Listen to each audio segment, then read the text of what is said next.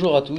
Alors, cette version 2017, donc là, effectivement, le premier sujet qu'on a voulu travailler, c'est la transformation digitale. Alors, ce qu'il faut savoir aujourd'hui, c'est que les DSI engagent 14%, enfin en 2014, engageaient 14% de leur budget sur ce sujet de transformation digitale.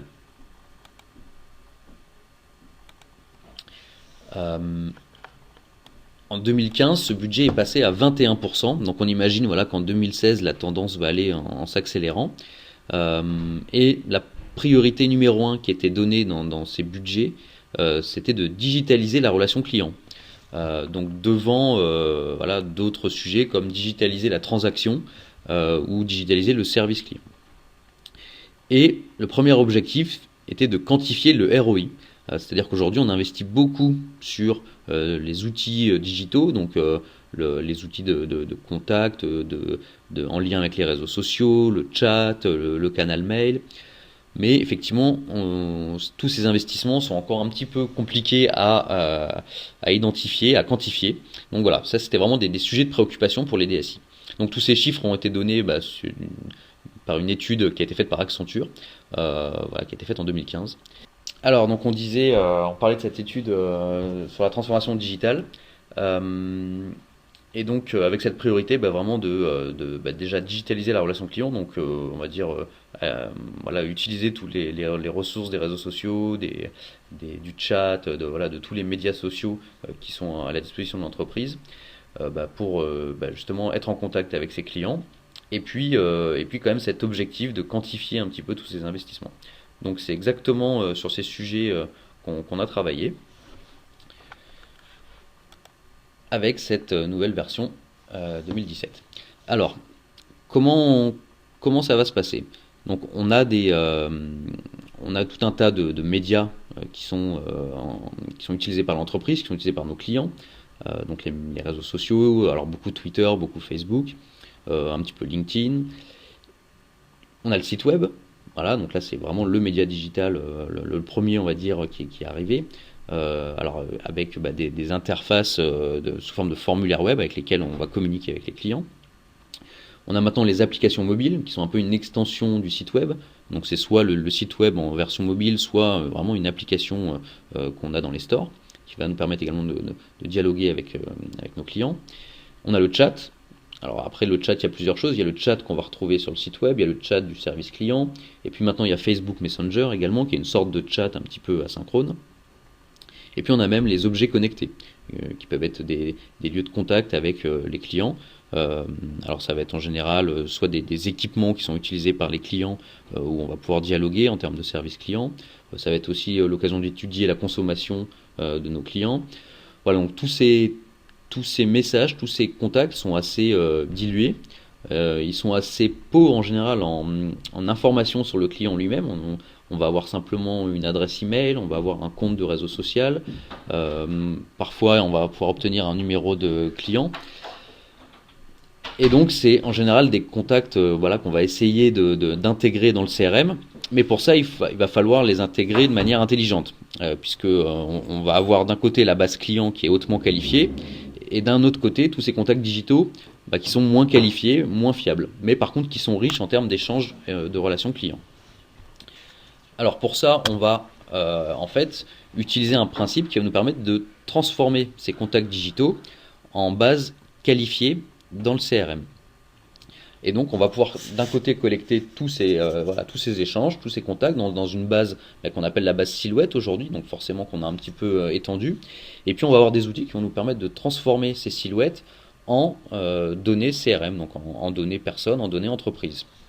Et puis une fois qu'on aura transformé cette information, donc vraiment en cohérence avec la base de données IDIL, c'est-à-dire qu'on va pouvoir détecter les doublons, par exemple sur l'adresse mail, sur un compte de réseau social, eh bien on va pouvoir ensuite créer des process dans le CRM. Donc créer des leads forcément, donc des opportunités commerciales qu'on aura détectées, envoyer ces contacts digitaux au service client, donc quelqu'un qui se plaint de nos services par exemple. On va également pouvoir avoir une stratégie un petit peu de campagne multicanal, c'est-à-dire après basculer ce contact digital sur une campagne ou par exemple sur une inscription à un événement. Et puis sans oublier tout ce qui est gestion des influenceurs. Alors j'en profite pour Oui, je suis dire désolée. bonjour à Florence qui vient de nous rejoindre, qui a eu un petit problème Ouais, de de circulation. camion, on va dire. Voilà. Donc je suis désolée, je suis en retard. Donc voilà, donc j'étais là pour présenter aussi la nouvelle version pour les partenaires. Donc voilà, on va continuer, mais je suis désolée de ce Il avait retard. une plaque pair ou impair? C'était un camion qui enlevait les pots de fleurs à Montrouge. Aïe, bon. Alors effectivement là on est en train de parler de tout ce qui était transformation digitale et puis ce nouveau concept qui va nous permettre à la fois de récolter des contacts digitaux, donc des liens avec les réseaux sociaux, des formulaires web, du chat. Ça va être aussi des API qui vont nous permettre vraiment après d'étendre un petit peu la collecte de tous ces contacts digitaux. Et puis des outils, donc là fournis par le module NetBusiness, qui vont nous permettre de transformer ces contacts en process CRM concrets. Alors Florence, ce qu'on va pouvoir faire, c'est que peut-être si tu peux prendre ton poste, comme ça tu vas pouvoir regarder un petit peu les commentaires que nous Ouais, font nos intégrateurs, et puis voilà, comme ça on pourra un petit peu échanger parce que du coup là je peux pas y accéder à ces d'accord. commentaires. Alors, demande à Velia. Alors, quand on vous l'a dit, on va vraiment étendre la fonction de silhouette avec cette nouvelle version.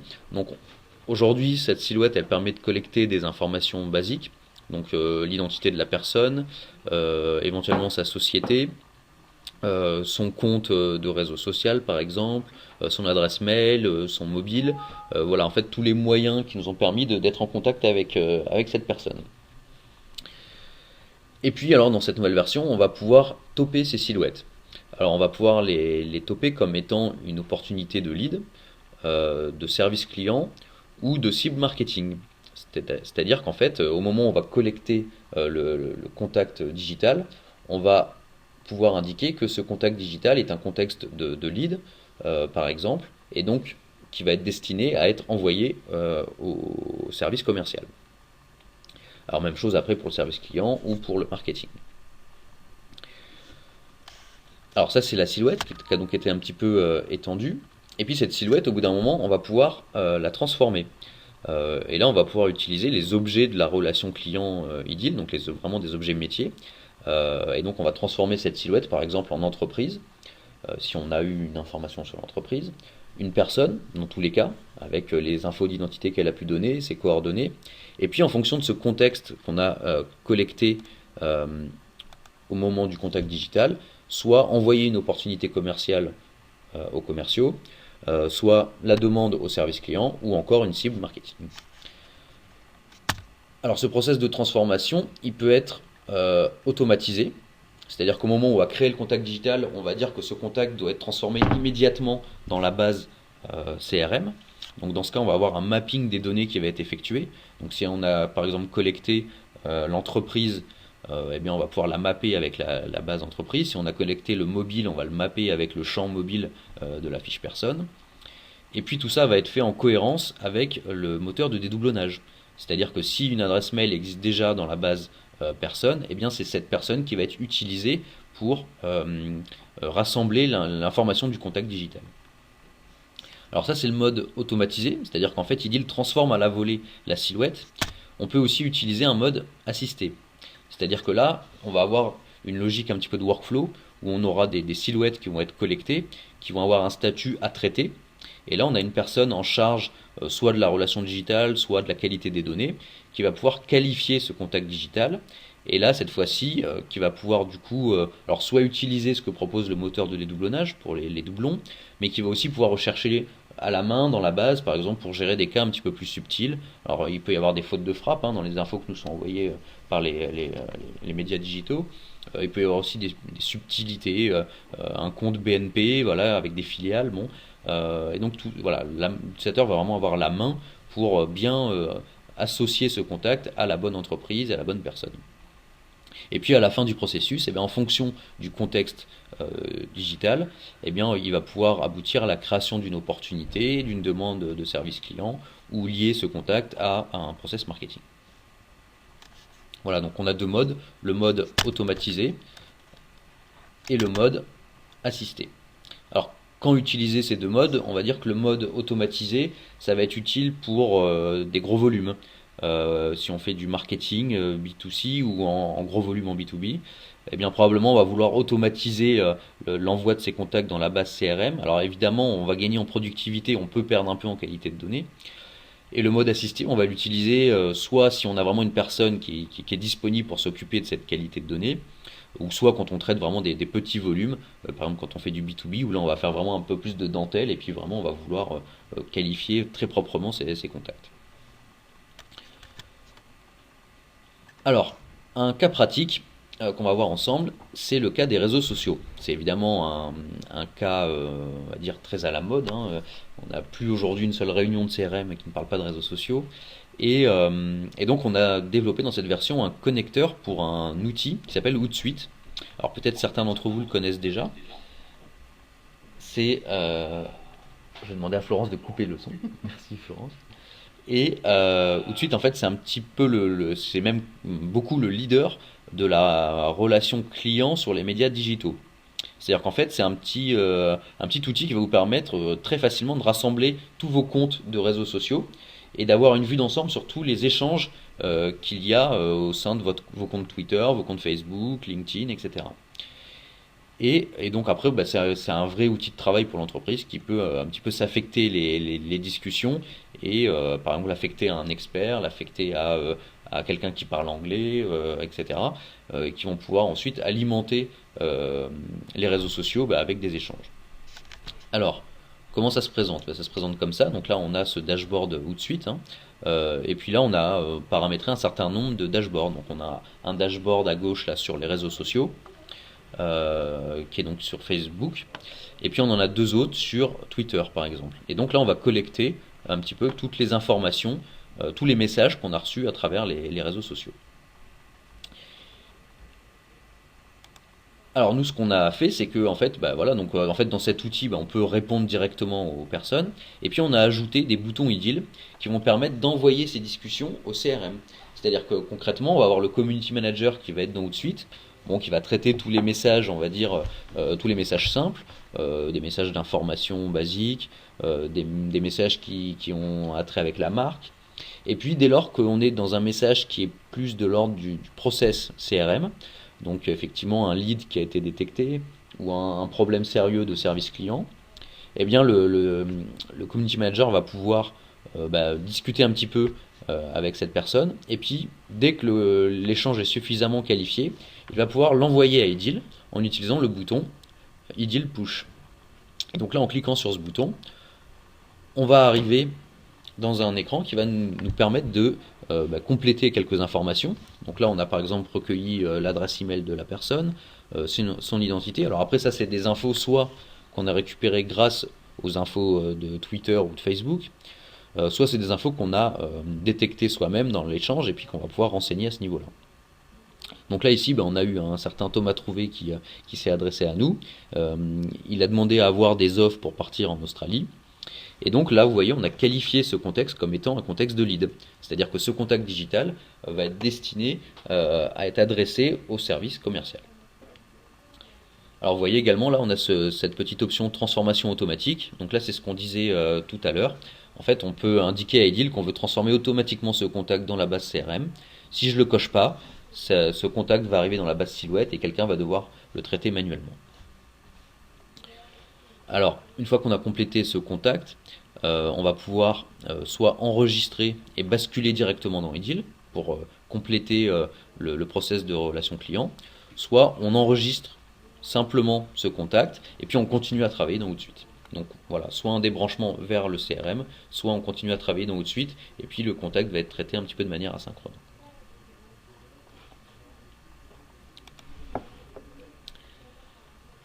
Alors une fois arrivé dans IDIL, donc là mettons qu'on n'ait pas coché cette case hein, justement, eh bien on va avoir la liste de tous les contacts digitaux qui sont au statut à traiter.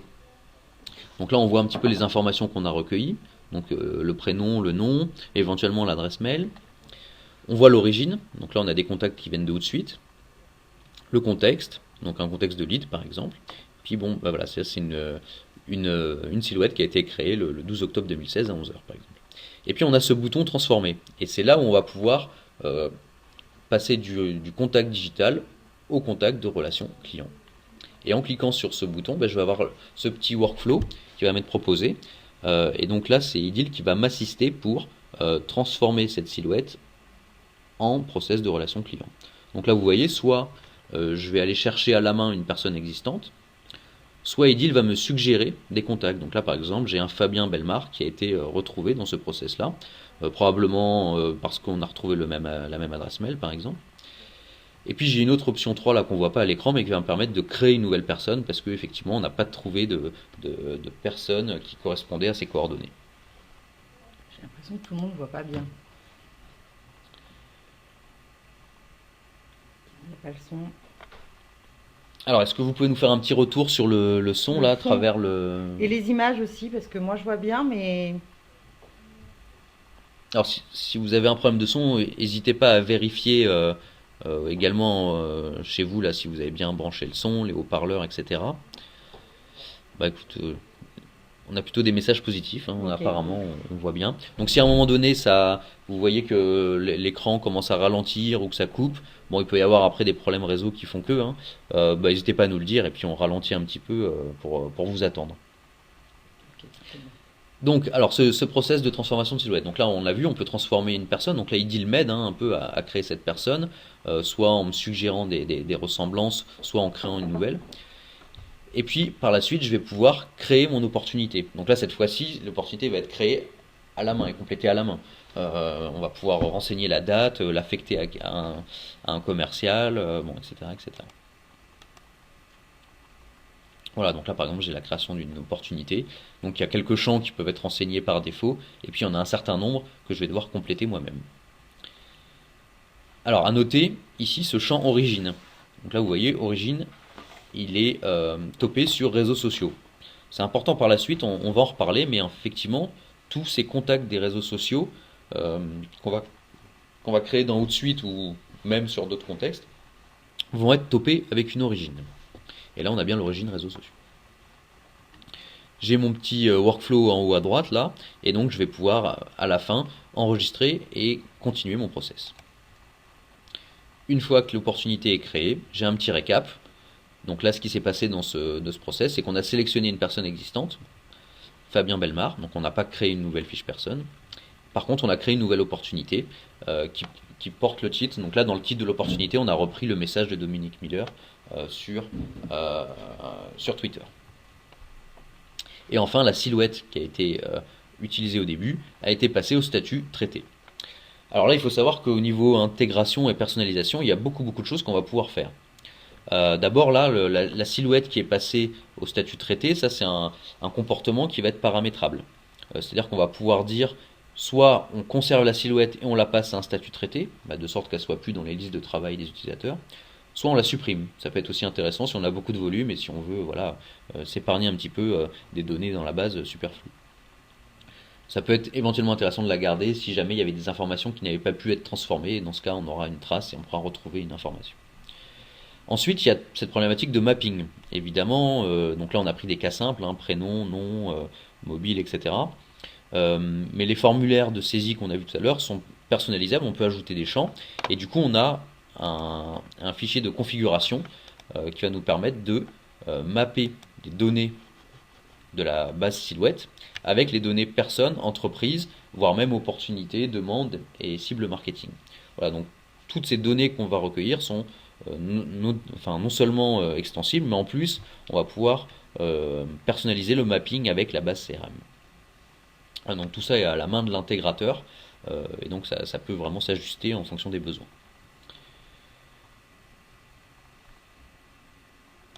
Alors voilà pour ce petit processus de site web. Alors un autre média sur lequel on a travaillé, c'est le site web.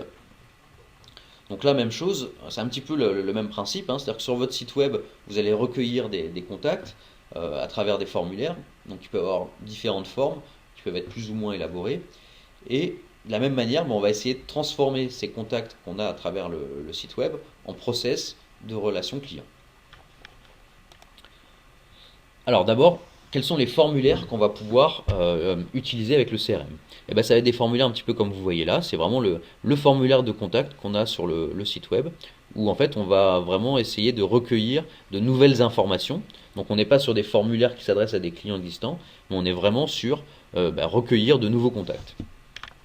Alors pour autant, faudra faire attention parce que si ces formulaires sont ouverts sur le site web, on peut très bien avoir un client qui nous contacte à travers ces formulaires-là.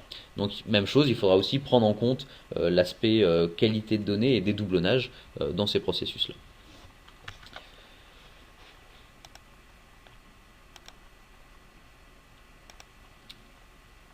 Alors, quel type de formulaire on va pouvoir gérer? Donc là, on a vu, on avait un exemple de formulaire de contact, hein, c'est vraiment le formulaire d'information. Je souhaite m'adresser à telle entreprise ou telle marque et avoir une réponse. Ça peut être aussi des formulaires où on souhaiterait être recontacté par un conseiller. Donc ça va être un petit peu la même chose, sauf que le contact va être affecté à quelqu'un de l'entreprise, à un conseiller en sortie. Ça peut être aussi des formulaires orientés web callback, donc je souhaite être rappelé. Des formulaires où on souhaite recevoir un document, par exemple un livre blanc. Et puis ça peut être aussi des formulaires liés au process marketing, donc un process d'abonnement par exemple au newsletter, un formulaire d'inscription à un événement.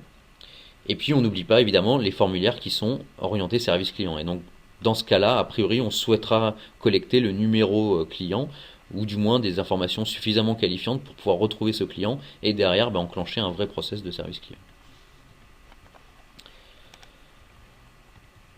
Alors, du coup, on l'a cette fois-ci. Alors évidemment, on va utiliser les mêmes mécanismes qu'on a vu tout à l'heure, hein, la base silhouette, les mécanismes de transformation, bon, etc., etc. Sauf que cette fois-ci, on ne va pas s'appuyer sur le plugin ou de suite, mais on va s'appuyer sur des formulaires qui vont être publiés sur le site web. Et pour ça, on a ajouté une nouvelle fonctionnalité que sont les e-formulaires.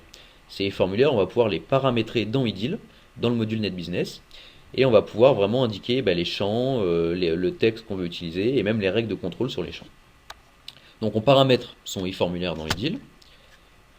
Voilà, il y a un certain nombre de fonctions qui vont nous permettre de personnaliser un peu ce formulaire. Alors à noter que ces formulaires sont multilingues, hein, donc on pourra avoir pour un même formulaire une version française, anglaise, espagnole, etc. Une fois que ces formulaires sont paramétrés, on va pouvoir les publier. C'est-à-dire qu'on va les publier sur le site web. Alors pour les publier, en fait, on ne va pas utiliser le hub. On n'utilise pas le hub parce que là, on collecte vraiment des informations clients. Donc a priori, on ne souhaite pas imposer à nos clients d'utiliser le hub et d'avoir des infos qui transitent sur ce hub. En revanche, on va fournir un petit tag qui va permettre d'intégrer ce formulaire directement sur son site web. Donc ce petit tag va être sous forme de JavaScript et donc voilà, on va pouvoir copier-coller ce code et puis l'intégrer directement dans le site web.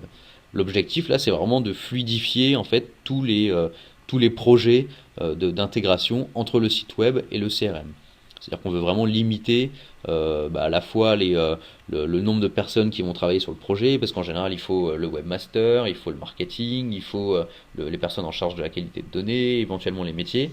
Voilà, donc là on a vraiment essayé de faire quelque chose de très fluide, qui fait qu'à la fin on paramètre son formulaire, on fournit le tag à l'équipe en charge du site web et cette équipe n'a plus qu'à intégrer ce tag sur son site. Voilà, et donc par exemple, on aura ce genre de formulaire. Donc là, on est sur un formulaire qui va être utilisé par un ordinateur hein, avec un écran classique. Et puis, on va également pouvoir avoir des formulaires qui vont être responsive design.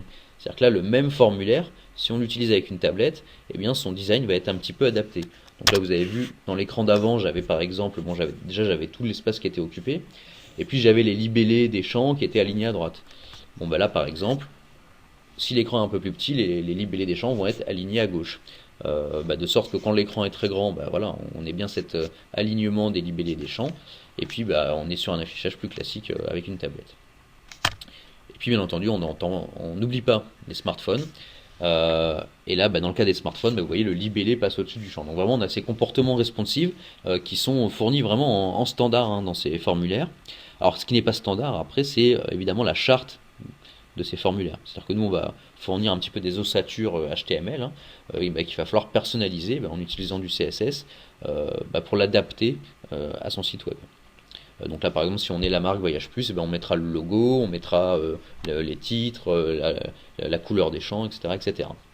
Alors après, qui peut faire cette prestation c'est soit l'équipe qui est en charge du site web, qui a priori à la main sur la charte du site web. Ça peut être aussi l'intégrateur du CRM si jamais il y avait besoin. Et puis bien entendu, bah, tous ces formulaires vont être sécurisés. Donc là, vous voyez, on a le petit captcha Google euh, qui a l'avantage en fait de pas forcément nécessiter de vrais tests, c'est-à-dire d'indiquer des numéros ou des textes impossibles à lire, ou de reconnaître si ce qu'on a à l'image sont des fleurs ou des gâteaux. Voilà, donc on a ce système vraiment qui est utilisé par Google qui permet de détecter facilement si on a affaire à un robot ou à un être humain qui est en train d'utiliser le formulaire. Alors, ces formulaires donc, sont publiés, et puis ensuite, bah, ils sont ouverts au public. Et là, du coup, on va avoir bah, des internautes, des visiteurs qui vont utiliser ces formulaires et poster, alors soit des demandes d'infos, des inscriptions aux événements, bon, etc., etc. Et là, on va avoir des silhouettes qui vont être créées dans Edil. Et comme tout à l'heure, ben, Et un process de silhouette comme on l'a vu tout à l'heure. voilà, donc pour envoyer au service client, euh, au service de vente ou au marketing. Alors, comment on va administrer ce formulaire? Donc là, on est sur la petite console qui permet de paramétrer un formulaire. Alors, on peut même aller voir en image, puisque en avant-première, on a cette fonction de formulaire qui est proposée. Alors, il faut que je les retrouve. C'est pas dans le site web? C'est dans le site web, Voilà. exactement. Et donc là, on va avoir la liste de tous les formulaires qu'on utilise. Alors ces formulaires, on va pouvoir les organiser soit par usage, formulaire de contact, inscription à événement. On peut aussi les organiser par langue. Parce qu'en fait, ils sont multilingues, mais voilà, si on veut vraiment faire des formulaires différents d'un site web à l'autre, on va pouvoir le faire également. Donc là, par exemple, j'ai mon formulaire de contact que j'ai paramétré et dans lequel j'ai indiqué tous les champs que je voulais voir affichés sur mon site.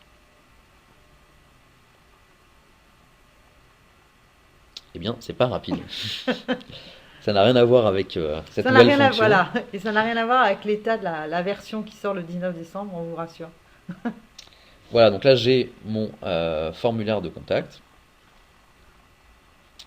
Alors, qu'est-ce qu'on a fait dans ce formulaire? Bon, on lui a donné un code. Ça, vous savez, hein, dans Edil, on ne fait rien sans mettre des codes. Même si dans les dernières versions, on a ajouté ces fonctions de génération de code automatique. On a ici défini CAPTCHA. Donc ça, c'est le CAPTCHA Google. On a décidé de l'activer. Donc c'est vraiment très conseillé de l'activer, effectivement, si vous ne voulez pas vous retrouver avec des données de spam dans votre base Silhouette. On a ici la possibilité de définir des seuils de smartphone et tablette. Alors par défaut, c'est des valeurs qui sont positionnées à 600 pixels et 1200 pixels. Néanmoins, on a souhaité le rendre paramétrable si jamais les usages évoluaient un petit peu, si la norme des smartphones passait de 600 pixels à 900 pixels, voilà, on pourra l'ajuster à ce niveau-là. Ici, on a défini les langues. Donc là, on a défini que le français, mais j'aurais très bien pu définir français, anglais, chinois. Et parmi ces langues, il faut ensuite définir une langue par défaut. C'est-à-dire que si on appelle le formulaire et qu'on n'a aucun contexte, il y aura une langue qui va être utilisée dans ce cas-là, ça va être le français.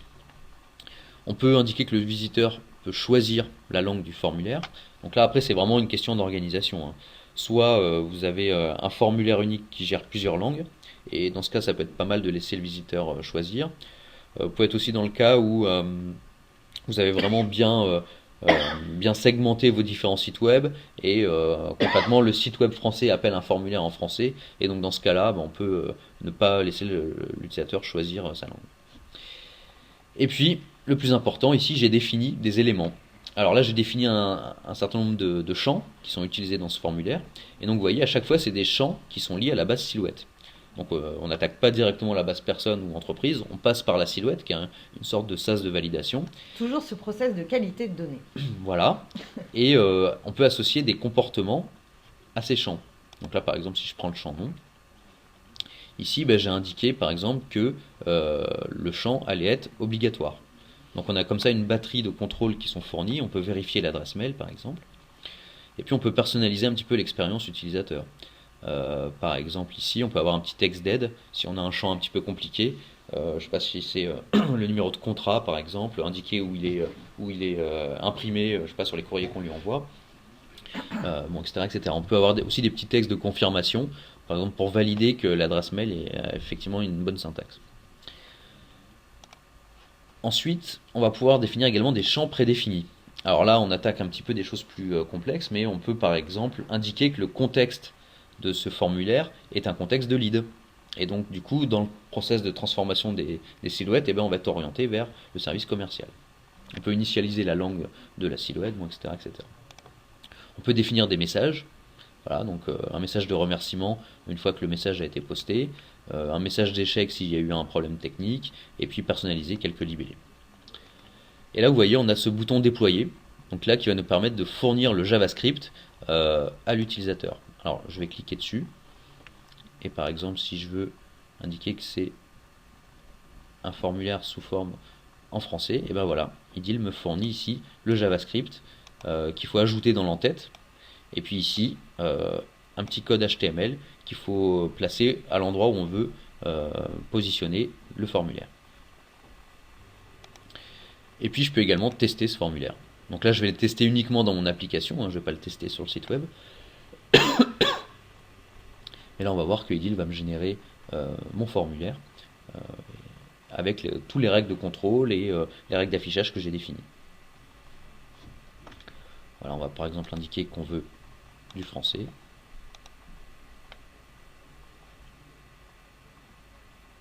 Et j'ai pas mon formulaire. Bon, on vous l'a dit, on est sur une base de test. Et bien le test n'est pas concluant. Bon, bref. En tout cas, je vais avoir cette fonction qui va me permettre de tester mon formulaire et après un petit peu de vérifier que j'ai bien des données qui sont collectées.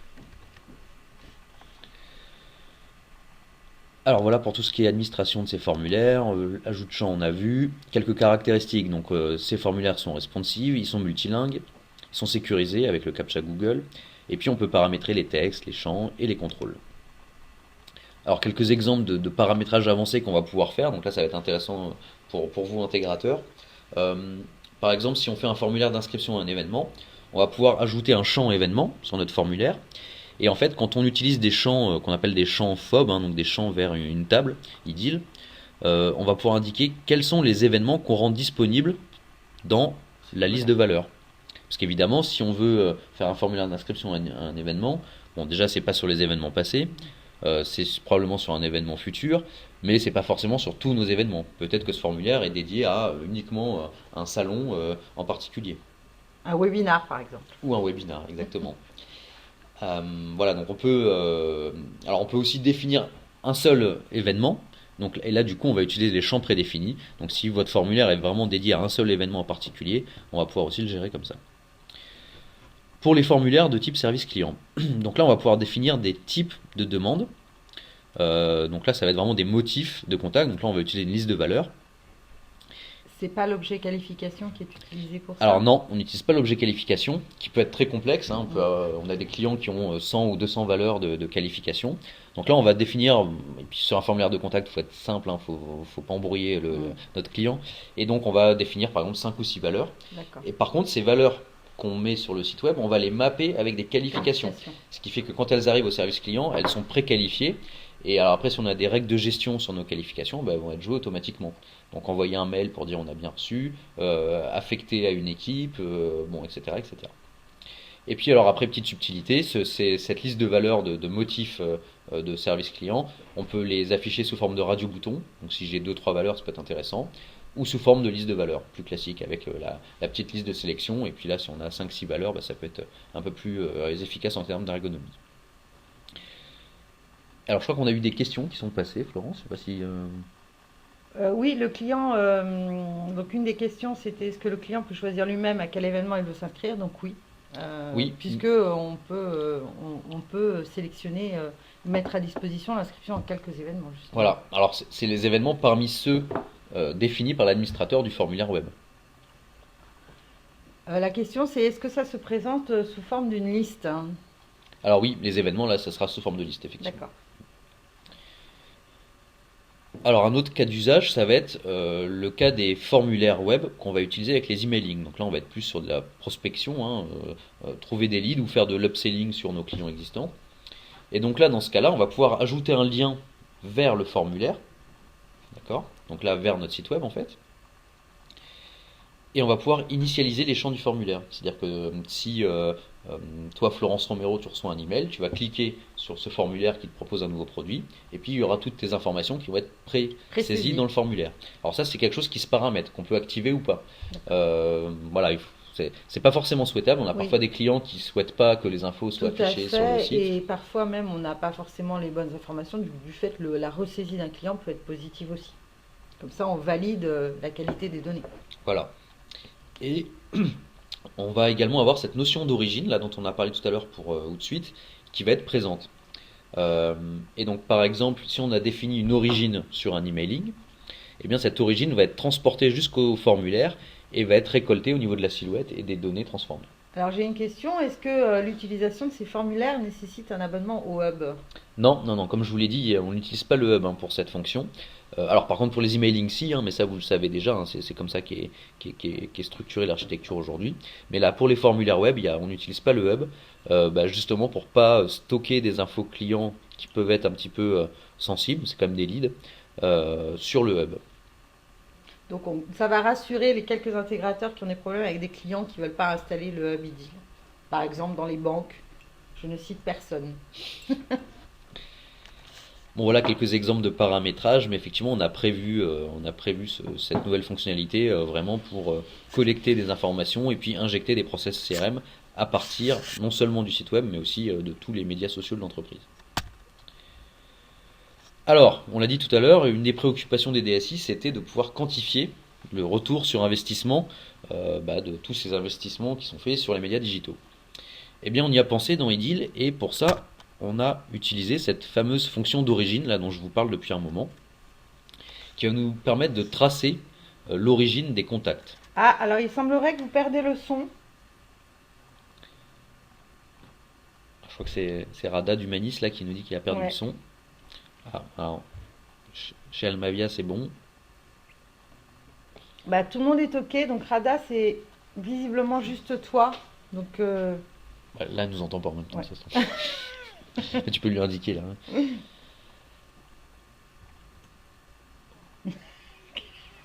Clément lui dit Rada, c'est toi le problème. Pauvre Rada. Vérifie ta connexion Rada, si tu m'entends. Bon, bah écoutez, on va continuer doucement en espérant que les problèmes de son vont être résolus côté Humanis. Euh, donc, ce qu'on veut, c'est tracer l'origine. Alors, par exemple, ces contacts peuvent venir du formulaire web, donc du site web, donc des gens qui sont allés spontanément sur le site et qui ont déposé une demande. Ça peut venir des réseaux sociaux, et puis ça peut venir aussi de médias plus classiques. Donc là, on va même au-delà du digital, ça peut être aussi des contacts qu'on a recueillis sur un salon, ou simplement quelqu'un qui a entendu une pub à la radio pour notre nouvelle offre, et donc qui nous contacte euh, par ce biais-là. Alors, par exemple, le contact du site web. Non, pardon.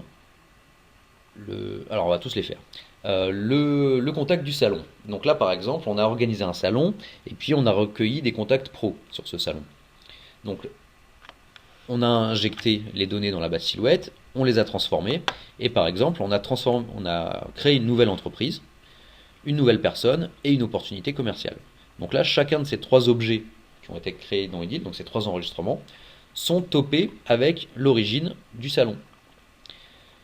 Le média social, donc on va reprendre l'exemple de tout à l'heure, donc là un particulier qui s'adresse à notre marque, et puis qui souhaitait s'inscrire à un événement par exemple. Et bien là, cette fois-ci, on a créé une nouvelle fiche personne, et puis on a créé une cible qui, elle aussi, va être topée avec l'origine réseaux sociaux. Autre exemple, sur le site web, on va avoir un client existant qui nous contacte et qui a un problème avec l'utilisation de nos produits.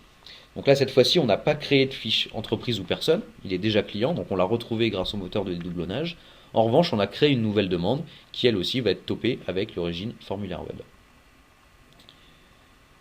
Et puis enfin, on a par exemple quelqu'un qui a été qui a entendu une pub et puis qui a été sur un formulaire pour laisser son adresse mail.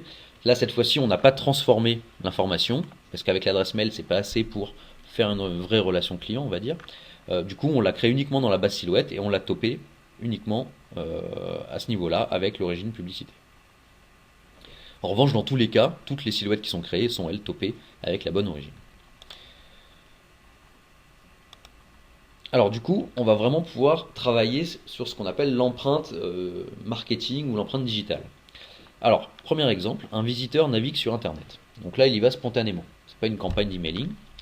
Il voit une bannière à un endroit ou une pub, par exemple. Il clique dessus. Il arrive sur notre e-formulaire de contact. Il saisit le formulaire. Et du coup, dans le CRM, ça va créer un lead. Et là, cette fois-ci. Et donc, pour ce cas-là, l'origine, ça va être quoi? Ça va être la publicité Du qui est site web. issue du site web. Pourquoi? Parce que quand il a cliqué, on a recueilli des informations qu'on a transmises au formulaire puis au CRM. Et donc, on sait que ce lead vient d'une publicité liée au site web. Un autre cas, ça va être le contact qui lui reçoit une campagne d'emailing de e-deal. Alors, de e-deal, ça va être facile de le faire. Ça peut être aussi un autre outil de campagne, mais bon, dans ce cas-là, il faudra probablement travailler un petit peu les liens. Donc là, une campagne digitale, SMS ou email. Même chose, on arrive sur le même formulaire de contact, on saisit le formulaire, on crée un lead aussi. En revanche, cette fois-ci, l'origine, ça va être la campagne digitale. D'accord? Ça va être très très bien parce qu'on va pouvoir analyser avec les KPI après le ROI de toutes ces campagnes marketing. Voilà.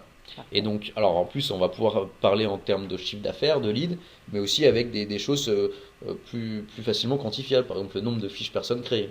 Combien on a créé de nouveaux contacts. Alors, quelques exemples justement de ROI là, que tu donnais, Florence. Donc, très concrètement, avec ces outils, on va pouvoir savoir exactement combien de contacts on a obtenus sur un salon.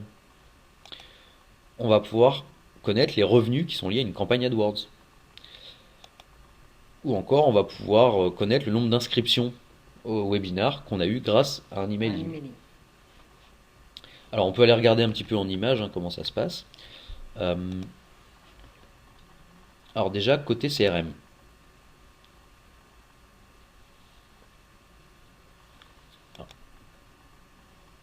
Alors, on va regarder un petit peu comment ça se passe côté utilisateur. Déjà, la saisie de cette origine. Puisque là, on a vu qu'il y avait, dans bien des cas, on va essayer de la déduire automatiquement. Euh, dans d'autres cas, il faudra que l'utilisateur la rentre à la main. Et donc on aura des champs origines comme ça qui vont être placés un petit peu partout sur tous ces objets, personnes, entreprises, opportunités, etc. Et là, l'utilisateur va pouvoir accéder à toutes les origines définies par le marketing. Donc là, par exemple, on a des origines sur la thématique des campagnes, donc des campagnes qui ont été organisées, la newsletter, des formulaires web, donc là on a par exemple 2 formulaires web qui ont été faits, ou des fournisseurs de leads, par exemple comme Corporama. Voilà, et puis après, on peut avoir tout un tas d'autres cas qui vont pouvoir être gérés, sans oublier les réseaux sociaux, par exemple. Le chat, etc. Alors si par exemple je choisis la campagne marketing, est-ce que je peux avoir en dessous la précision de quelle campagne il s'agit ou Alors, comment? après, en fait, ça dépend comment on s'organise. Soit, en fait, on dit, il y a une origine pour une campagne, Mhm. soit on va plus en détail, c'est-à-dire que dans une campagne, on pourra avoir plusieurs origines. D'accord? Donc, D'accord. il y aura l'origine de l'email, l'origine de la relance par SMS, l'origine des gens qui vont téléphoner. Donc, après, c'est vraiment, on s'organise comme on veut. Soit on raisonne au global sur toute la campagne, soit vraiment on détaille sur Les étapes de toutes les étapes de campagne. campagne. Voilà. Ok. Voilà, donc là on va pouvoir soit collecter automatiquement quand c'est possible avec le digital, avec par exemple avec le back-office peut-être aussi, avec même le canal courrier, ça peut se travailler pour collecter automatiquement l'origine. Soit si c'est vraiment du contact visuel, on va dire, et ben c'est l'utilisateur qui doit renseigner cette origine. Alors après, donc là c'est vraiment côté utilisation. Côté marketing, on va avoir donc notre base origine qu'on va pouvoir gérer. Ici, donc là vous voyez, on a une nouvelle entrée de menu qui s'appelle origine. Et là, je vais pouvoir gérer en fait toutes mes origines marketing. Alors tu as les origines et tu as les origines actives. Alors, C'est-à-dire ouais, effectivement, en fait, on va pouvoir avoir une notion d'origine active ou pas. Alors là, par exemple, euh, on va prendre, par exemple, voilà, ici, là, on a une origine qui est liée à une campagne marketing, et on a défini l'origine allant du 1er février 2016 jusqu'au 31 octobre 2016. Ça veut dire quoi? Ça veut dire que quand une information est créée dans le CRM, on pourra la taguer avec cette origine de campagne jusqu'au 31 octobre 2016 et à partir du 1er février 2016. Le 1er novembre 2016, il n'y aura plus aucune information qui pourrait être taguée avec cette origine. D'accord? Donc ça veut dire quoi? Ça veut dire qu'au bout d'un moment, on considère que on arrête l'analyse des retours d'une origine parce qu'on considère qu'il ne peut plus y avoir de retombées, quoi. Alors, ce qui est intéressant aussi, c'est que ces origines, en fait, on peut les organiser de manière arborescente. Alors, par exemple, on va cliquer sur celle-ci.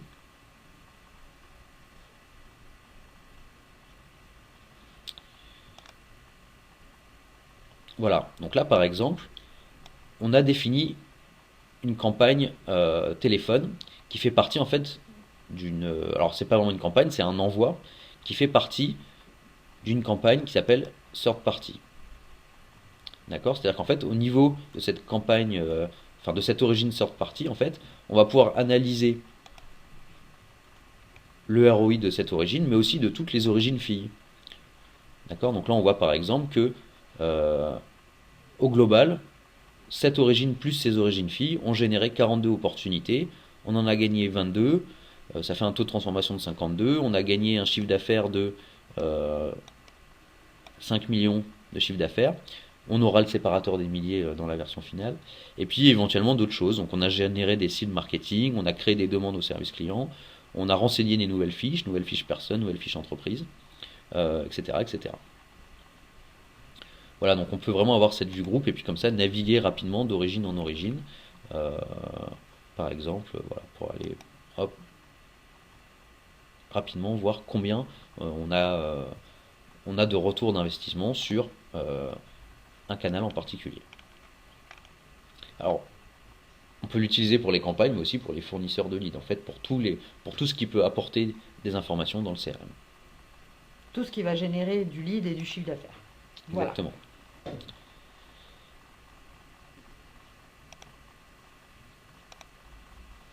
Alors, voilà pour ces Je pense origines. que c'était une évolution qui était très demandée par les clients.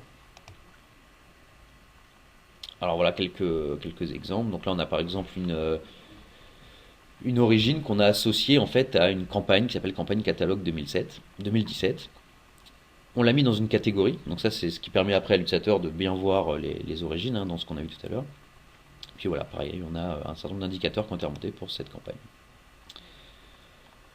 Voilà pour tout ce qui est digital, marketing. Voilà, donc Si vous avez des questions, n'hésitez pas. oui, j'en vois pas.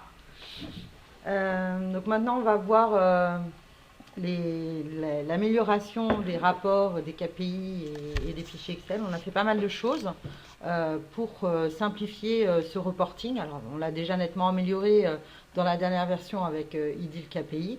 Et on continue de travailler sur cette partie-là en permettant de faire des analyses sous Excel qui interrogent directement IDIL. C'était déjà possible de le faire auparavant, mais là, on l'a nettement amélioré et vous allez voir que c'est sympa. Alors déjà, l'offre de reporting actuelle. Parce qu'effectivement, quand on parle de reporting sur un CRM, euh, il faut faire attention de ne pas basculer tout de suite dans le projet décisionnel. Il y a tout un tas d'infos, d'indicateurs qu'on peut avoir très facilement dans les deals sans se lancer forcément dans l'utilisation d'outils super puissants en termes d'analyse de données. Alors, ces outils, lesquels sont-ils? D'abord, il y a les listes. Elles ont beaucoup évolué, on les enrichit à chaque version. Et maintenant, c'est vraiment des listes qu'on peut orienter pour le reporting. Donc, on peut mettre des critères, on peut les personnaliser soi-même. Et puis, on peut avoir le nombre de résultats qui est affiché. Donc, très concrètement, c'est un outil qui permet d'avoir un indicateur sur, on va dire, sur un moment donné, quoi. Donc ça peut être des listes de travail, des listes de suivi, des revues de pipe qu'on fait tous les lundis matins, un état du service client, bon, etc., etc. Donc ça c'est vraiment un outil, je pense qu'il ne faut pas hésiter à proposer pour tout ce qui est reporting simple, voilà, pour du managing opérationnel. Surtout les réunions du lundi matin de la direction commerciale pour voir les opportunités en cours. Exactement. Alors, autre outil qu'on va pouvoir utiliser, c'est les ciblages. Donc là, c'est un petit peu la même chose, c'est un outil qui va nous permettre, alors là, d'aller encore plus loin, on va dire, dans l'analyse des données, et qui va nous fournir un comptage. Donc, on va pouvoir compter le nombre de clients qu'on a obtenus en 2016 sur tel nouveau produit, par exemple. Même chose, ça nous évite d'aller faire des reporting dans tous les sens. En quelques clics, on va pouvoir définir son ciblage, sa requête, et puis obtenir une information. Alors évidemment, c'est des outils qui sont pas faits pour le reporting. Les listes, c'est fait pour la navigation à la base. Les ciblages, c'est fait pour le ciblage marketing.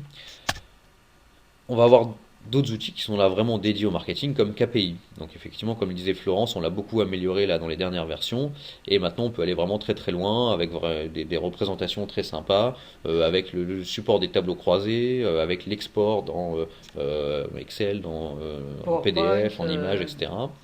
Donc voilà, on peut vraiment aller très très loin, faire son rapport soi-même. Et là, l'idée, ça va être plus de présenter une information et puis de la suivre dans le temps. Puisque là, le KPI, lui, va vous calculer vos rapports, par exemple, toutes les semaines.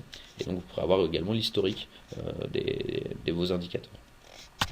alors c'est rare, hein, parce qu'il y a très peu d'indicateurs comme ça qui prennent des photos à l'instant T, hein. Donc c'est à mettre en avant chez les clients quand même. Ouais. Et enfin, autre outil qu'on propose dans notre gamme de logiciels, c'est un outil décisionnel. Alors, c'est ce qu'on vous disait tout à l'heure, hein, c'est un outil qu'on met en place de temps en temps. Mais effectivement, avant d'aller vers ce genre d'outil, il faut quand même se poser la question si tous les outils qui existent déjà ne suffisent pas à couvrir un besoin. Bon, mais néanmoins, quand on veut aller plus loin, ben, on peut proposer cet outil décisionnel. Alors, il y a celui qu'on propose, nous, IDIL, hein, on le propose en marque blanche, hein, c'est un éditeur américain. Bon, il y a aussi tout un tas d'outils décisionnels qui existent sur le marché, donc voilà, c'est vraiment ce genre d'outil qui permet d'aller plus loin, de comprendre un petit peu des comportements, de comprendre des corrélations entre différents indicateurs, voilà. Cela dit, si un client a déjà du décisionnel, plutôt lui préconiser de garder son décisionnel. Voilà, sauf si on n'est pas content. Sauf s'il n'en est pas content. Absolument. Et puis on a ajouté ce nouvel outil de reporting qui est basé sur Excel et qui lui va couvrir vraiment une large gamme de besoins. Alors, il va pas aller jusqu'à du décisionnel, il en est pas loin, mais voilà, on peut pas qualifier le Excel d'outil décisionnel. Par contre, il va vous permettre de faire du suivi d'activité, de compter des informations, de raisonner sur du chiffre d'affaires, de suivre des indicateurs. Et puis, on va aussi utiliser toute la puissance d'Excel. C'est-à-dire que dans Excel, vous pouvez faire des moyennes, vous pouvez faire des écarts types, vous pouvez représenter des informations de différentes formes, des tableaux croisés à plusieurs niveaux, bon, etc., etc. Et c'est quand même l'outil privilégié de beaucoup de gens. Donc c'est pas mal de pouvoir leur dire, vous pouvez continuer à avoir vos rapports sous Excel. Exactement, effectivement, il y a aussi cet aspect-là, c'est qu'en fait, l'avantage d'Excel, c'est que en fait, c'est un outil qui est connu par tout le monde, C'est exact. ce qui n'est pas le cas des outils décisionnels, par exemple. Et puis, en général, c'est un outil qui est déjà acheté, donc Voilà. pas de surcoût de licence sur le projet. Euh, voilà.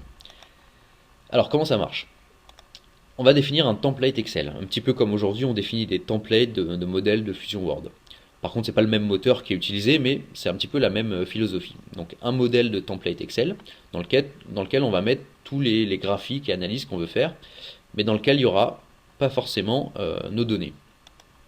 Donc, pour ça, on va définir des sources de données, donc là dans IDIL, et ces sources de données, c'est les sources qu'on a vues un petit peu tout à l'heure.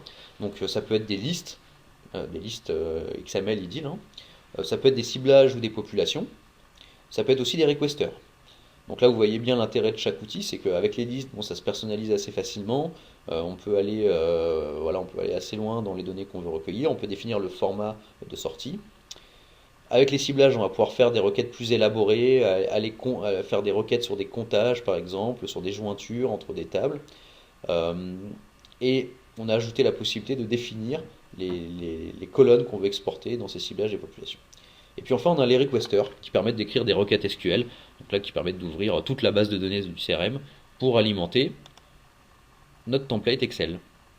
Donc on a comme ça des sources de données qui vont alimenter le template et qui va générer du coup des onglets avec les représentations graphiques qui sont souhaitées par l'utilisateur du reporting.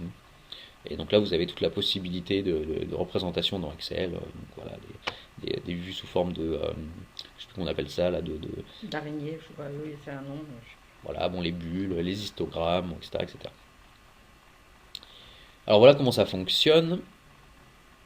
Et du coup, on peut aller voir un petit peu en image. Donc ça se passe géographiquement, ça se passe dans KPI. D'ailleurs, c'est une fonction qui est soumise à une licence KPI. Par contre, ça n'utilise pas les outils que vous connaissez déjà dans KPI. C'est vraiment de nouveaux outils. Et là, dans Reporting, eh bien, on va pouvoir accéder à la liste des rapports Excel qui ont été paramétrés dans l'outil. Alors, il faut savoir qu'on nous fournit quelques-uns par défaut. Donc, c'est ceci, hein, donc, un reporting sur les contacts, un reporting sur les campagnes net business, un reporting sur les ventes et un reporting sur le service client. Alors, l'idée, c'est pas forcément de les utiliser tels quels. Ça reste du CRM, donc on a forcément des données qu'on a personnalisées dans l'outil, bon, et on va vouloir faire du reporting sur ces données. Bon, néanmoins, ça vous permet notamment à vous, intégrateurs, de repartir de ces modèles et puis de les adapter pour le client en fonction des besoins. Alors par exemple, on va générer celui-ci, le reporting sur les contacts clients. Alors, vous voyez, j'ai ces petits boutons lecture qui permettent de générer un rapport. Et là, cette fois-ci, euh, alors Idil va me proposer soit de le générer immédiatement, soit s'il est un petit peu long à générer, je vais pouvoir indiquer à Idil de générer une alerte lorsque le reporting va être prêt. Je peux aussi indiquer de l'envoyer par email à, par exemple, je vais mettre ici mon chef qui va du coup recevoir le rapport dans sa boîte mail. Et puis je vais également le recevoir moi si je le souhaite. D'accord, donc c'est très intéressant parce que c'est un reporting qu'on peut envoyer par email à pas mal de personnes. En fait, on peut décider des acteurs qui Oui, vont recevoir ce reporting. Donc ça, c'est exactement. très très souvent demandé hein, par les clients de pouvoir envoyer par email de manière assez automatique, sans avoir à enregistrer le fichier Excel sur son bureau, faire l'email, etc. Donc c'est vraiment très intéressant comme évolution. Ouais. Alors je vais générer le rapport. Alors là, oui, évidemment, en fonction des données qui sont collectées dans les sources, eh ben, ça va être plus ou moins long. Euh, Évidemment, donc du coup, il faut vraiment sensibiliser l'utilisateur à ces fonctions d'alerte et d'envoi par email qui vont permettre effectivement de recevoir le rapport. Alors j'ai une question de Fabien. Est-il également possible d'automatiser l'envoi à fréquence régulière? Oui, on va voir ça dans un instant. Donc Fabien, tu devances la démonstration. Alors là, je vais juste vous montrer quelques exemples de rapports Excel. Bon, évidemment, j'imagine vous connaissez Excel. Pas de problème, Fabien. Euh, et là, par exemple, je vais ouvrir mon rapport. Tac. Et donc là, donc on a des exemples de rapports sur l'analyse des, euh, des canaux préférés des clients, euh, voilà, sur la validité des adresses mail, des SMS, bon, etc., etc. Donc en fait, ce qui s'est passé là, c'est que l'administrateur a défini le template de ce fichier Excel et il a fait ses graphiques, ses tableaux, voilà, il a utilisé des formules, bon, etc., etc. Euh, Ce qu'a fait Idil, c'est de générer cet onglet data, vous voyez, où là on a vraiment les données brutes qui ont été recueillies à partir d'une source. Vous voyez, donc là on a utilisé la pression digitale, le statut des mobiles, des emails, etc. Et donc c'est ça qui nous a permis de générer ensuite ces rapports. Alors on a défini aussi un onglet Work, donc ça c'est l'administrateur qui a défini comme ça des onglets de travail qui permettent de faire des calculs intermédiaires par exemple. Et puis il a généré aussi un onglet metadata. Donc là, où il nous indique le nombre de lignes qu'il a générées, 105, et le nombre de colonnes qui sont issues des sources. Et ça, il va le faire source par source, puisqu'en fait, on peut avoir plusieurs sources dans un seul rapport Excel. Donc voilà, ça c'est un exemple. Alors après, on peut avoir aussi quelque chose sur le service client.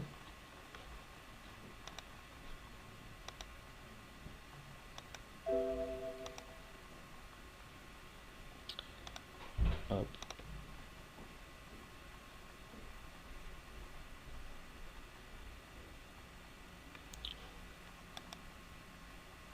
Et voilà, donc là j'ai des éléments de reporting sur l'efficacité de notre service client. Donc l'évolution du nombre de demandes qui ont été traitées, le nombre de demandes fermées, le délai moyen de traitement. Donc là on voit qu'en avril 2016 vraiment, je sais pas ce qui s'est passé, mais bon, gros problème. Et puis un taux de réouverture, même chose, décidément ce mois d'avril. Voilà, donc ça c'est des exemples d'indicateurs. Alors évidemment là c'est des données de démo, hein, donc c'est pas forcément réaliste, hein, mais vous voyez bien un petit peu ce que ça peut donner avec des données de production. Et là, même chose, alors on a utilisé cet onglet, voilà, où on a collecté des informations à partir d'une source IDIL. On les a retravaillées dans un onglet intermédiaire. Donc ça, c'est l'administrateur hein, du reporting Excel qui a fait cet onglet-là. Et puis, même chose, IDIL a généré un petit onglet metadata où il nous indique qu'il a généré 52 lignes et 6 colonnes. Du coup, on peut utiliser ces metadatas si on veut dans les formules, par exemple. Voilà, bon, quelques exemples de reporting. Alors, vous avez vu là, quand j'ai généré le reporting service, on m'a demandé de renseigner une date, ici, depuis le. En fait, ce qui s'est passé, c'est que dans ce reporting, on a défini des paramètres. Et c'est là que ça devient intéressant pour vous, intégrateurs, c'est qu'en fait, on va vraiment pouvoir ajouter des comportements à ces reportings. Alors pour ça, on va rentrer en modification Alors de ce attends, reporting. avant j'ai une question d'Alan. Oui, Est-ce que ça marche avec les onglets masqués pour les utilisateurs finaux? Oui, on peut masquer. Là, je les ai pas masqués, voilà, pour pouvoir les présenter facilement. Mais effectivement, on peut masquer les onglets de calcul et de source et afficher que l'onglet avec les graphiques, etc. D'accord. C'est même conseillé de le faire d'ailleurs. Alors, comment ça va s'utiliser ce rapport Excel? Bon, on va définir un code. Vous savez, on met toujours des codes. On peut les ranger dans des catégories. Voilà, bon, ça c'est si on veut organiser un petit peu tous ces rapports. Le fichier modèle, donc ça c'est le fameux template. Bon, on peut avoir un petit statut pour indiquer au utilisateur où il en est. On a toujours ces règles de diffusion, donc ça c'est ce qu'on a dans KPI, hein. Soit le rapport est diffusé de manière publique, soit bah, je vais le restreindre et indiquer quels sont les utilisateurs qui peuvent accéder à ce rapport. Et après on va définir ici les sources. Donc vous voyez, je peux en avoir autant que je veux. Et Alors, il y a une question qui est apparue, excuse-moi, je t'ai coupé, Thomas, désolé. C'était faut-il la licence KPI? Donc Thomas l'avait dit, oui, oui, c'est important, hein, vraiment, pour avoir accès à ces tableaux Excel, il faut la licence KPI. exactement. Et donc dans ces rapports, on va pouvoir définir des sources. Donc là par exemple, on a utilisé une source de type liste et on a associé une liste qu'on a paramétrée qui va être dédiée là au reporting Excel. Et là, vous voyez, IDIL me propose des paramètres. C'est-à-dire qu'en fait, dans ces sources de données, on peut indiquer des informations comme étant des paramètres. Et par exemple, ici, on a un champ date où on a indiqué qu'on voulait utiliser comme paramètre. Et j'ai utilisé ce paramètre justement et j'ai demandé à l'utilisateur de le saisir. Donc c'est pour ça que tout à l'heure, quand je l'ai généré, il m'a demandé une date. Je peux indiquer que la saisie est obligatoire. Et puis, je peux indiquer aussi une valeur par défaut. Donc si on dit rien, ça sera le 5 décembre 2016. Et alors c'est là que c'est intéressant pour les intégrateurs aussi, c'est qu'on peut autoriser le passage de la valeur dans l'appel. Donc ça permet de quoi? Ça permet de faire des parcours utilisateurs, par exemple de partir d'une fiche client, d'envoyer le paramètre, le code client au rapport Excel et donc de générer un rapport Excel dédié à ce client. Donc là en termes d'intégration, on voit qu'on peut vraiment aller assez loin. Et là, il vous donne le nom du paramètre que vous voulez utiliser. Donc là, pour cet exemple de date, c'est pas forcément intéressant, mais si on a un contexte de client ou d'acteur ou de région, voilà, enfin d'objet métier en tout cas, eh ben on va pouvoir personnaliser les rapports en fonction d'un enregistrement. Alors, il y a une question d'un partenaire qui demande, qui n'est pas sûr d'avoir bien compris, est-ce que tu peux réexpliquer à quoi sert la liste? Alors, la liste, c'est la source, c'est-à-dire le rapport va aller chercher les sources pour générer son rapport dans cette liste. Donc là, si vous voulez, cette liste, on peut aller la voir, hein. On va aller dans le module administrateur, du coup. Alors effectivement, après ça, c'est vraiment des fonctions, je pense, qui sont malgré tout dédiées à un administrateur fonctionnel, enfin en termes de paramétrage, hein, voire administrateur technique, suivant les outils qui sont utilisés. Et, euh, et voilà, donc là, par exemple, on a notre liste Excel, donc qui a été paramétrée. Ça marche aussi avec les listes personnalisées d'ailleurs, hein. Et là, si on regarde cette liste, en fait, on va avoir un certain nombre de données qui sont collectées. Voilà, donc là, on avait 3 colonnes. Et donc, si j'ouvre mon fichier Excel Reporting Service, ici, j'ai bien mes 6 colonnes qui ont été définies dans la liste. D'accord? Donc, on a bien cette liste-là, en fait, qui est injectée dans le fichier Excel.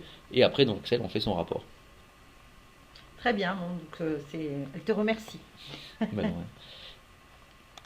Alors après, petite subtilité aussi, vous avez vu tout à l'heure, on avait 2 paramètres, le token et la date avec le libellé depuis le. En fait, je les ai définis ici dans mes critères de liste. Bon, ça c'est pour les profils un peu plus Avancé. avancés, mais voilà, petite subtilité à ce niveau-là. Euh, mais après, on a l'équivalent pour les ciblages, par exemple. C'est-à-dire que si on fait une question type, et bien en fait, c'est le critère de la question type qui va être utilisé comme paramètre. Voilà pour ces reporting Excel. Et alors, tout à l'heure, on l'a dit, on a possibilité de planifier ces rapports. Et donc là, on a cette notion d'exécution planifiée. Donc là, par exemple, je vais en ajouter une. Donc je vais dire, par exemple, envoi à mon chef. Fréquence, je vais lui envoyer tous les lundis matins pour qu'il prépare sa réunion. Nombre de fichiers à conserver, ça c'est un petit peu comme KPI, hein, c'est-à-dire qu'on va historiser les rapports qui ont été générés. Par exemple, je vais garder les 6 derniers. Bon, on a l'option tout conserver. je pense qu'il faut quand même faire très attention si on veut tout conserver. Ça fait quand même beaucoup de fichiers Excel après qu'on conserverait en base. Donc à utiliser vraiment avec Attention à la précaution. volumétrie. Exactement. Envoyer à, donc mon chef s'appelle Louise Bernard. Et puis si j'ai d'autres chefs, ben voilà, je peux les mettre également. Et après, alors ça c'est également une petite subtilité hein, qu'on voit en formation, mais on peut exécuter un rapport en tant que. Ouais. Donc ça c'est si vraiment on a un rapport qui s'adresse à un commercial en particulier par exemple. D'accord. Bon, c'est assez subtil et c'est utilisé vraiment dans des cas bien précis. C'est un champ obligatoire, exécuté en tant que. Oui, mais disons que voilà, dans beaucoup de cas c'est pas utilisé, D'accord. mais effectivement il faut le renseigner. Ok. Et alors là, tout à l'heure, on avait un paramètre sur notre rapport, le fameux champ depuis le. Et donc là, même chose, je vais pouvoir le renseigner. Si je le renseigne pas, eh ben, on va avoir des valeurs par défaut qui peuvent être utilisées. Ou alors, simplement, le rapport portera sur toute la base. Bon, attention encore une fois ici, là, mais effectivement, ça peut être quand même intéressant de bien générer ces rapports. Donc là, par exemple, on peut envoyer les rapports sur l'année 2016 tous les lundis À à nos partir managers. de janvier 2017 plutôt. Ou à partir de janvier 2007, voilà, pourquoi pas. J'ai une question de. Est-ce que chaque onglet correspond à une Excel correspond à une source? Alors oui, effectivement, ça on l'a pas vu là, mais si on rentre en modification, effectivement j'ai capacité là à ajouter une nouvelle source de données. Vous voyez, donc là je fais ajouter une source, et puis là je peux aller choisir par exemple si je veux utiliser un ciblage par exemple. Hop, là j'accède à la base de ciblage. Je vais utiliser par exemple les clients du 75. Voilà. Et donc là, alors là pour le cas des ciblages, là je peux même définir les colonnes qui vont être utilisées en sortie. Alors, petite anomalie, mais bon voilà, c'est ça un petit peu la logique. Très bien, merci Thomas. Alors voilà, c'est l'autre gros morceau hein, dans cette nouvelle version, hein, ces rapports Excel qui permettent vraiment d'aller plus loin. Et puis voilà, on avait déjà mis pas mal en place des rapports Excel, mais vraiment de manière un peu artisanale. Là, on a un vrai outil pour administrer, pour automatiser même la génération de ces rapports. Voilà, quelques petits exemples. La planification, on l'a vu. Et on va aller du coup vers le dernier sujet qu'on a travaillé sur cette version, qui est la connaissance client. Alors pour ça, on a travaillé sur plusieurs outils. On a travaillé d'abord sur Corporama. Alors, je ne sais pas si tu connais Corporama, Florence. Oui, alors c'est un outil qui est très intéressant parce qu'il permet notamment d'avoir beaucoup d'informations sur les entreprises, des informations administratives, des informations juridiques, de chiffre d'affaires, etc. Je crois comprendre que maintenant, à partir du numéro de SIRET, on pourra avoir une entreprise saisie automatiquement. Eh ben, en fonction du SIRET ou pas, pas forcément. D'accord. Alors, on va voir ça dans un instant. Alors, on va prendre par exemple le cas un cas simple. J'ai une fiche, alors là, qui a déjà été renseignée, hein, pas à l'aide de Corporama ou quoi que ce soit. Et là, j'ai le petit bouton Corporama, je ne sais pas si vous le voyez là à côté de Fabulous Garden. En cliquant dessus, je vais pouvoir accéder à des informations supplémentaires qui sont fournies par Corporama. Et donc là, vous voyez, on a le chiffre d'affaires, la croissance du chiffre d'affaires, le capital. Si vous arrivez à voir, vous êtes trop fort. Hein. Oui, c'est un peu petit, on vous enverra les slides, mais bon, en gros, voilà, des informations juridiques, financières, quelques contacts également. Donc ça, c'est le premier cas d'usage. Autre cas d'usage, ça va être la recherche. Par exemple, ici, on a recherché l'entreprise SNCF dans Edil, on n'a pas trouvé, et du coup, on va demander à Corporama d'aller nous chercher des informations sur cette entreprise. Donc là, pas forcément besoin du SIRET, on peut taper la raison sociale. Très bien. Et là, Edil va nous fournir des résultats. Et là, par exemple, alors, bon, l'exemple n'est pas forcément cohérent, SNCF Fabulous Garden, mais là, vous voyez, ici, j'ai des informations sur l'entreprise que je recherche, avec son chiffre d'affaires, des contacts, etc. Et puis, vous voyez, on a des petits boutons là, ajout CRM, un petit peu partout. C'est-à-dire qu'en fait, une fois qu'on est dans Corporama, eh bien, on va pouvoir indiquer à Corporama d'envoyer cette information dans Edil. Et donc, par exemple, si on clique sur un bouton, eh bien, automatiquement, on va avoir une fiche qui va être créée avec encore une fois un mapping des données entre le référentiel Corporama et le référentiel utilisé localement dans l'application Edil. Et alors du coup, on peut créer des entreprises et même des contacts, des personnes avec les coordonnées qu'on a pu recueillir sur Corporama. Est-ce que ça va nécessiter un abonnement complémentaire? Oui, je vais y venir dans un instant, mais effectivement, un abonnement auprès de Corporama, pas auprès d'Edil. Le connecteur est fourni avec la licence Sales. Alors évidemment, la gestion des doublons aussi va prendre son importance là, puisque si on injecte des données à partir d'un fournisseur de données, attention, l'information existe peut-être déjà dans le CRM. Alors, les prérequis justement. Alors il faut une version Winter 2017 ou supérieure, un abonnement chez Corporama. Alors ils ont à noter qu'ils ont des offres gratuites, mais bon, c'est vraiment plus des offres pour tester leurs services que vraiment pour pouvoir les utiliser au quotidien. Et puis il faut demander à Corporama d'activer le lien CRM pour iDeal. Et en fait, activer le lien, bah, c'est assez rapide, il suffit simplement de le fournir l'adresse du CRM qui est utilisée dans votre intranet. Très bien. Et du coup, si on est sur une version 2016, on ne peut pas obtenir un patch pour cette intégration. On peut le mettre en place, alors après on n'aura peut-être pas, parce qu'en fait il y a un système de mapping de données Corporama iDeal, alors voilà, on n'aura peut-être pas forcément toutes ces fonctionnalités-là, mais ça peut être mis en place. Alors c'est pas forcément un backportage, mais c'est plus un petit développement spécifique qu'on peut faire à partir d'une vieille version. D'accord. Alors, après le Corporama, comment ça marche? Donc c'est des abonnements par mois et par utilisateur, et voilà, donc tous les tarifs sont accessibles sur leur site. Et donc ça inclut l'accès au site internet corporama.com. Ils proposent des formations des utilisateurs pour utiliser au mieux leur service. La connexion avec le CRM, enfin c'est-à-dire le lien entre Corporama et votre CRM. Euh, alors un crédit d'export de données vers le CRM ou Excel. Voilà, donc ils vendent des crédits comme ça d'export de données. Et puis éventuellement une assistance si besoin. Alors Maëlle pose la question de savoir si ça signifie qu'il faut un abonnement intégrateur et un abonnement client, donc un abonnement intégrateur pour le développement, pour le développement, pour la phase, pour l'environnement de développement. Est-ce le cas ou est-ce que l'abonnement client peut suffire à, à- à vérifier cette intégration? Bah en fait, non, mais ça vous pouvez contacter Corporama. Alors soit vous êtes dans le cas d'un nouveau client que vous apportez à Corporama et dans ce cas, bah, ils vont vous fournir un compte de développeur, hein, de test. Nous on en a chez eux. Donc ça peut se demander chez Corporama pour en avoir. Après si vous êtes sur un client existant, bah, soit vous utilisez leur compte ou même chose, vous demandez à Corporama. De toute façon, je pense que c'est plutôt quelque chose qui se vérifie en environnement de recette ou non parce que l'intégration Oui, est oui, faite, on n'est pas oui. forcément obligé de le mettre sur Alors l'environnement de après, développement. bah, ce qui peut être intéressant, c'est de personnaliser quand même les données Corporama pour les injecter dans le référentiel CRM. Voilà, en fonction de ce qu'a défini le client, les secteurs d'activité, les tailles d'entreprise. Voilà, Hmm. donc nous on fournit des choses en standard. Peut-être que le client a défini lui-même la manière dont il voulait collecter cette info. Et du coup, il faut travailler le mapping entre Corporama et le CRM. Et pour ça, on a tout prévu. On a un fichier de mapping qui permet de mapper les données. Et puis on a des hooks Java qui permettent un petit peu de retraiter la donnée derrière s'il y a des règles de gestion, etc., qu'on veut personnaliser pour le client. Donc Très bien, ça a été prévu pour les intégrateurs. parfait. Alors, autre sujet qu'on a beaucoup travaillé, c'est la vue groupe. Alors, on l'a fait plusieurs fois en projet, donc peut-être certains d'entre vous l'ont déjà vu.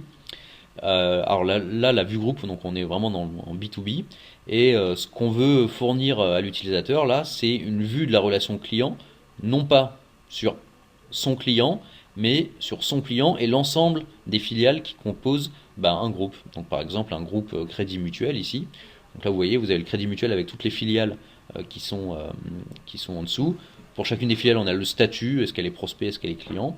Et puis en cliquant sur les onglets de la relation client, là, personne, opportunité, etc., eh bien on va avoir tous les éléments de ce groupe. Alors après, on peut faire un petit focus, là, donc par exemple sur cette copie d'écran, là, l'utilisateur a cliqué sur Orange Grove, donc il est sur un groupe, un arbre en fait de l'organigramme Oui. du groupe En Crédit fait, Mutuel. ouais, il est sur des filiales, un ensemble de filiales du groupe Crédit Mutuel qu'il peut choisir du coup. Voilà, il peut naviguer librement. Et donc là, il accède à toutes les opportunités qui sont chez Orange Grove ou sur les filiales qui sont en dessous, AFNOR, Air Hmm. Canada, etc.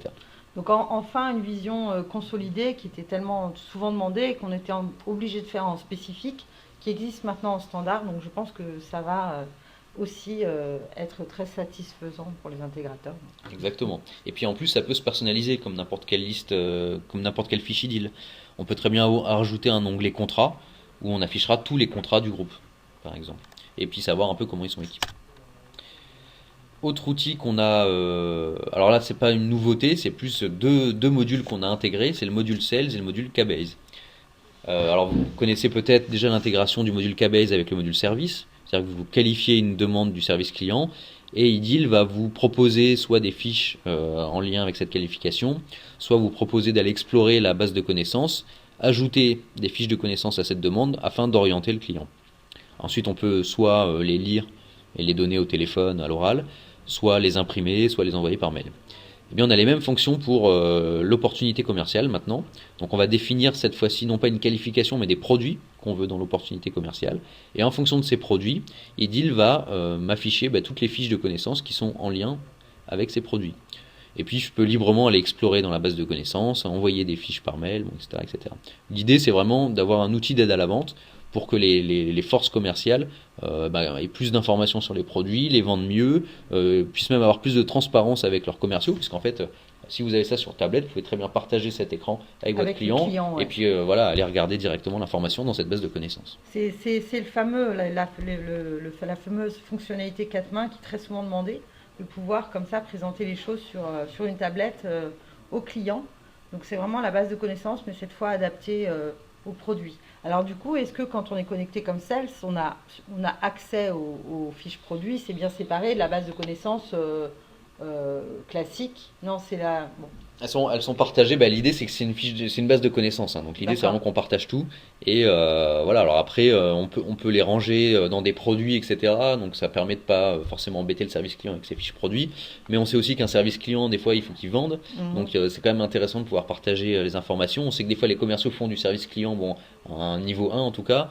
Donc malgré tout, il y a quand même cette volonté de partager. Donc c'est pour ça qu'on a choisi de pas segmenter, pas séparer la base. Très bien. Alors. D'autres outils, d'autres nouvelles fonctions. Donc on va essayer d'aller assez rapidement sur ces nouvelles fonctionnalités. Donc là on va vraiment aller dans tous les modules IDIL, un petit peu de manière éparpillée. D'abord, en termes d'outils, donc on a amélioré les outils d'emailing et de NetBusiness. Et on a ajouté une intégration avec un service qui s'appelle Email en Acide. Alors, je ne sais pas si tu connais Email en Acide, Florence. Oui, je connais Email en Acide parce que pareil, j'ai dû le proposer à des clients. Ça va améliorer nettement la capacité d'envoi d'emailing et surtout de délivrabilité, puisqu'on va pouvoir prévisualiser notamment sur les différents fournisseurs d'email, on va pouvoir prévisualiser la tête de l'email en fait. Voilà. Voilà. Donc ça effectivement c'est le besoin qui revient souvent, hein. Alors nous, par exemple sur cette fonction-là de preview des emails dans Outlook, dans Gmail, etc. Nous, on n'a pas vocation à fournir des outils comme ça. Déjà, il faut forcément des outils en SaaS pour être à jour de tous ces clients mail. Et puis, c'est quand même un domaine très très particulier sur lequel, nous, en tant qu'éditeur CRM, on voulait pas se lancer. D'où cette solution Email en Acide qu'on propose maintenant à nos clients. Alors, j'imagine qu'on nous posera la question, mais on peut le proposer déjà aux clients existants. Avec une intégration moins forte, mais malgré tout, Email en Acide peut très bien aller en complément de NetBusiness. Alors, on va voir pourquoi. Il y a deux grandes fonctions qu'on va utiliser en fait dans Email en Acide. Cette fonction de preview des emails et puis cette fonction de test de filtre anti-spam.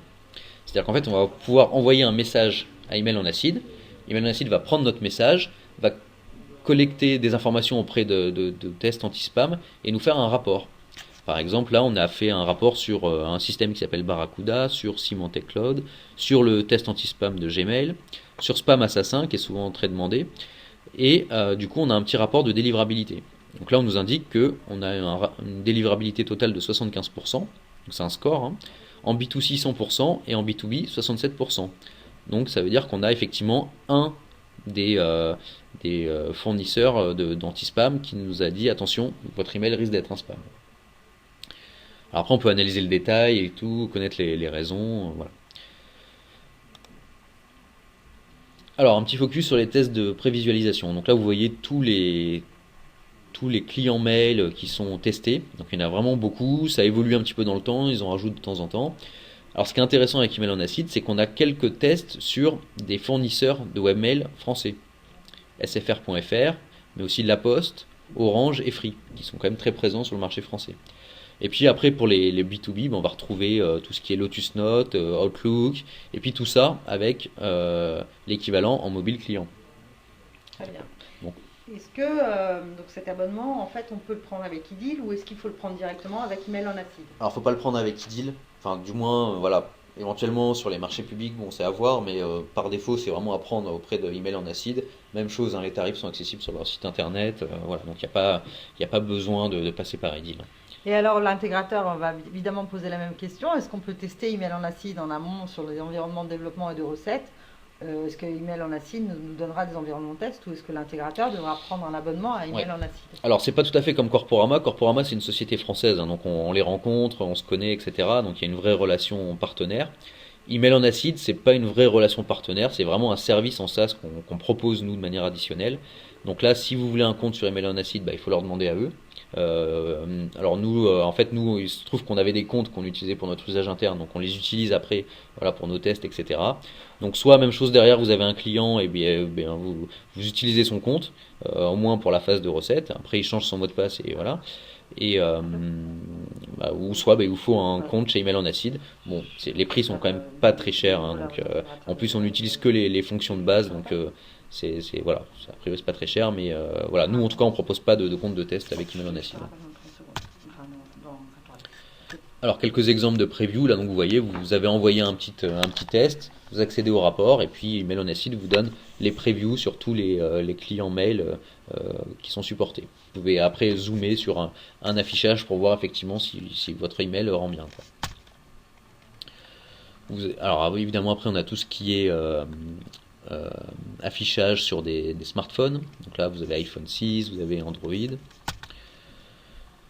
Également, on va avoir des tests anti-spam. Donc là, vous voyez tous les tests anti-spam qui sont utilisés.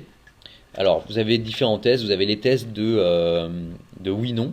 Est-ce que je suis un spam ou pas? Donc vous avez AOL, Apple Mail, Gmail, Outlook, etc. Et puis vous avez les tests qui vous donnent un feedback, qui vous disent voilà, voilà ce qu'on a détecté dans votre mail qui peut vous faire passer pour un spam.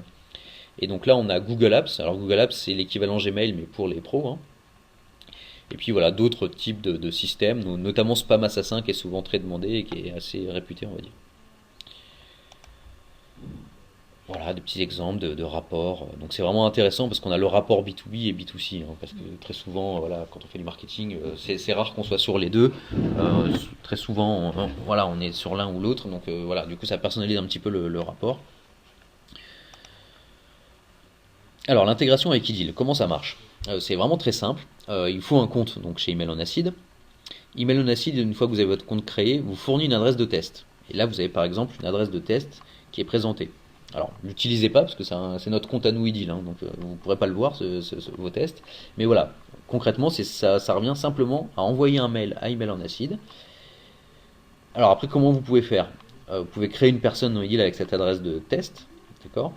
Et du coup, bah voilà, du coup, quand vous demanderez la fonction test d'emailing, bah, ça enverra automatiquement à cette adresse-là et vous pourrez accéder au retour de email en acide. Bon, ça c'est si on n'a pas la nouvelle version. Si on a la nouvelle version, on a tout automatisé et on peut très facilement basculer en mode test dans email en acide. Voilà, donc l'intégration, bah, on a ici un petit bouton test email en acide et on bascule directement dans email en acide et on peut aller tester un emailing en particulier. Bon, voilà quelques copies d'écran de email en acide. Voilà, bon, chose qu'on a peut-être déjà vu. Alors il fait de l'analyse de code aussi, donc ça c'est vraiment pour les gens qui conçoivent le message, hein. Donc il vous dit voilà attention, telle balise n'est pas supportée, il vous préconise des choses, bon, etc., etc. Alors une autre fonction qui peut être intéressante d'utiliser avec Email en acide, où là cette fois-ci il n'y a pas forcément d'intégration avec Ideal, mais qui permet de répondre à une problématique qui n'est pas évidente, qui est la suivante. On a souvent des clients de NetBusiness qui nous demandent d'avoir un assistant pour créer son message. Donc là vraiment la création au sens faire le contenu, l'organiser, le rendre responsive, bon, etc., etc. Et bien c'est une fonction que propose Email en acide dans son offre basique en plus. Donc ils appellent ça Email Editor. Et du coup là vous voyez, vous pouvez utiliser des templates existants, vous pouvez partir de rien, vous pouvez copier votre code à vous pour le modifier. Et en sortie il vous fournit un code HTML. Ce code HTML, vous le copiez dans l'éditeur Ideal à la sortie. Très bien. Voilà, donc il vous fait de la preview en temps réel, c'est en responsive. On peut afficher le rapport avec les images bloquées. Dans Outlook, on sait que souvent les messages arrivent au début avec les images bloquées, sur différents clients mail, bon, etc., etc. Alors, quelques autres évolutions qu'on a apportées à NetBusiness, parce qu'en fait, là, on a fait un zoom sur Email en Acid, mais il y a plein d'autres évolutions qu'on a apportées. D'abord, on a changé un petit peu l'affichage des statistiques, on a fait quelque chose de plus, voilà, de plus Visible. synthétique, voilà, plus facile à lire. On a une section rapport de délivrabilité pour voir s'il y a des messages qui ne sont pas arrivés. On a ajouté des détails de stats par device, donc en fonction du mobile, en fonction du client mail.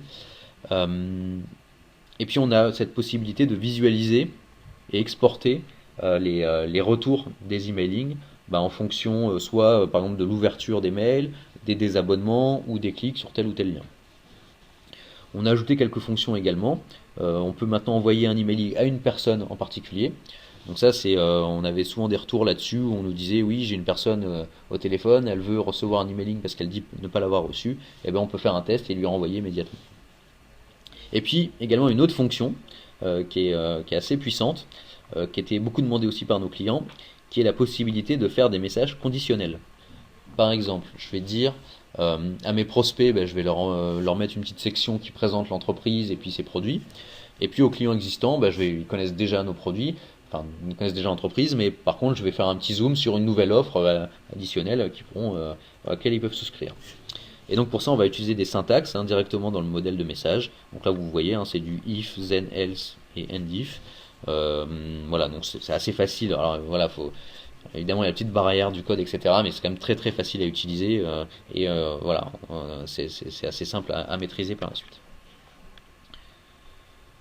Voilà pour ces petites évolutions NetBusiness. Alors quelques copies d'écran. Donc là, vous voyez le nouvel onglet statistique de l'emailing. Donc c'est quand même beaucoup plus lisible qu'auparavant. Donc on a le taux d'ouverture, le taux de clic, taux de cliqueur, le taux de désabonnement, la petite section rapport de délivrabilité, le taux d'erreur, de hard bounce, etc. Le taux de plainte spam aussi. Et puis là, cette fonction en dessous là qui permet d'exporter ou d'afficher simplement des populations. Par exemple, je veux voir tous ceux qui ont ouvert et puis les exporter dans une population pour faire un rebond ou pour les exploiter d'une manière ou d'une autre.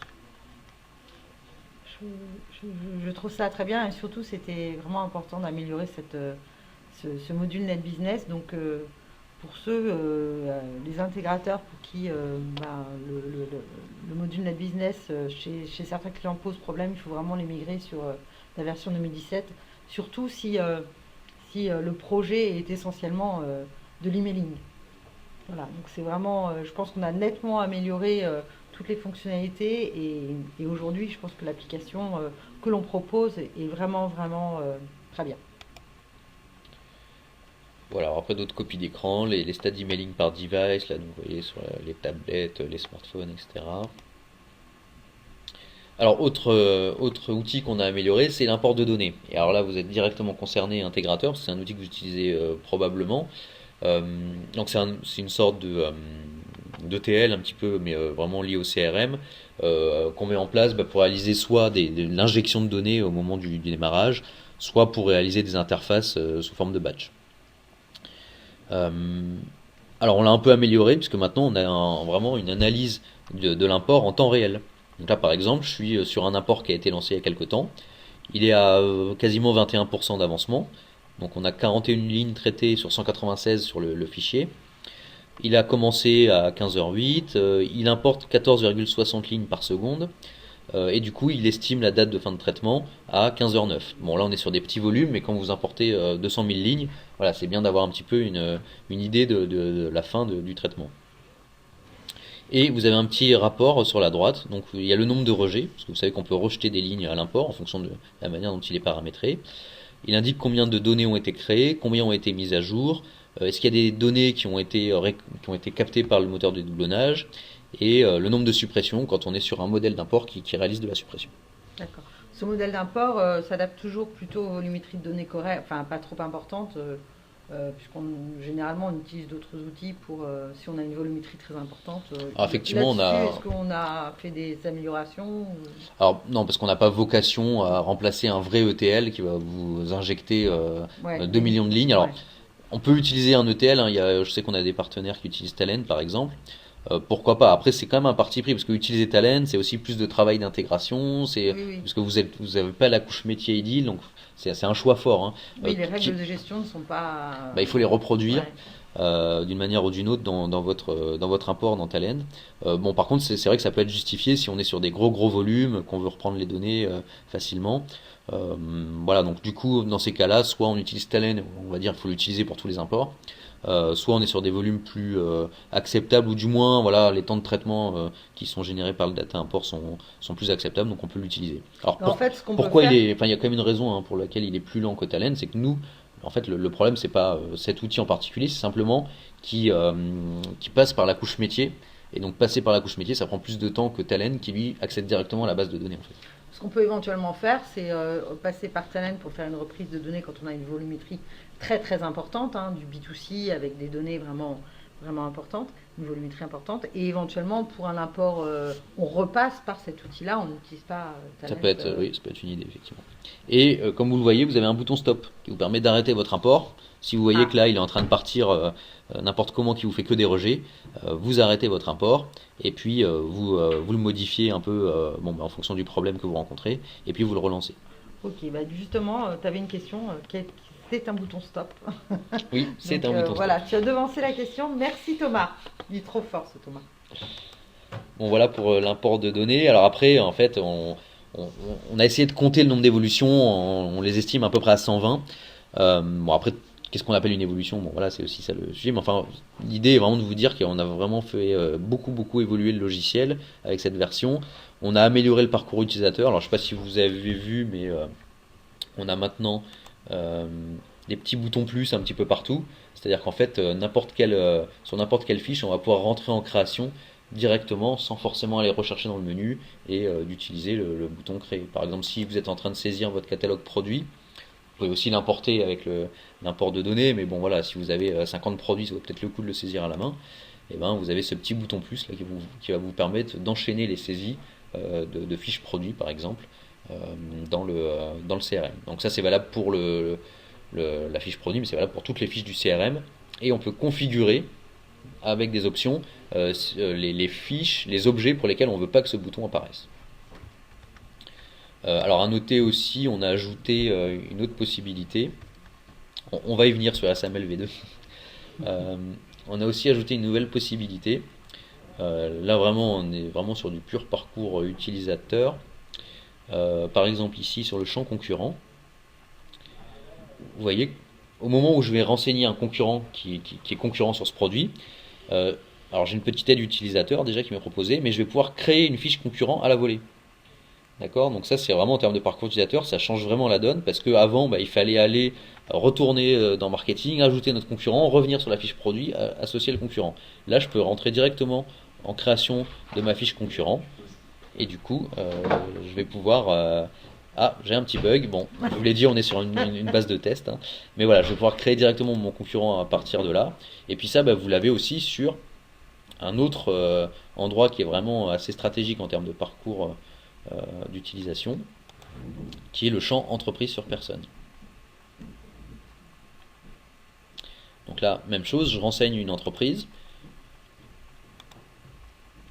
je la cherche dans la base, je la trouve pas, et ben j'ai ce bouton créer qui va me permettre de créer directement une entreprise à partir de cet écran. Voilà, j'ai eu plus de chance cette fois-ci. Voilà, et donc là, je vais pouvoir créer mon entreprise euh, BNP par exemple. J'enregistre. Voilà, et là, du coup, j'ai mon champ entreprise avec BNP directement. Voilà, donc là, c'est vraiment une nette amélioration, on va dire, en termes D'ergonomie. d'ergonomie. Ouais, tout à fait. Alors, on a ajouté des composants riches. Alors,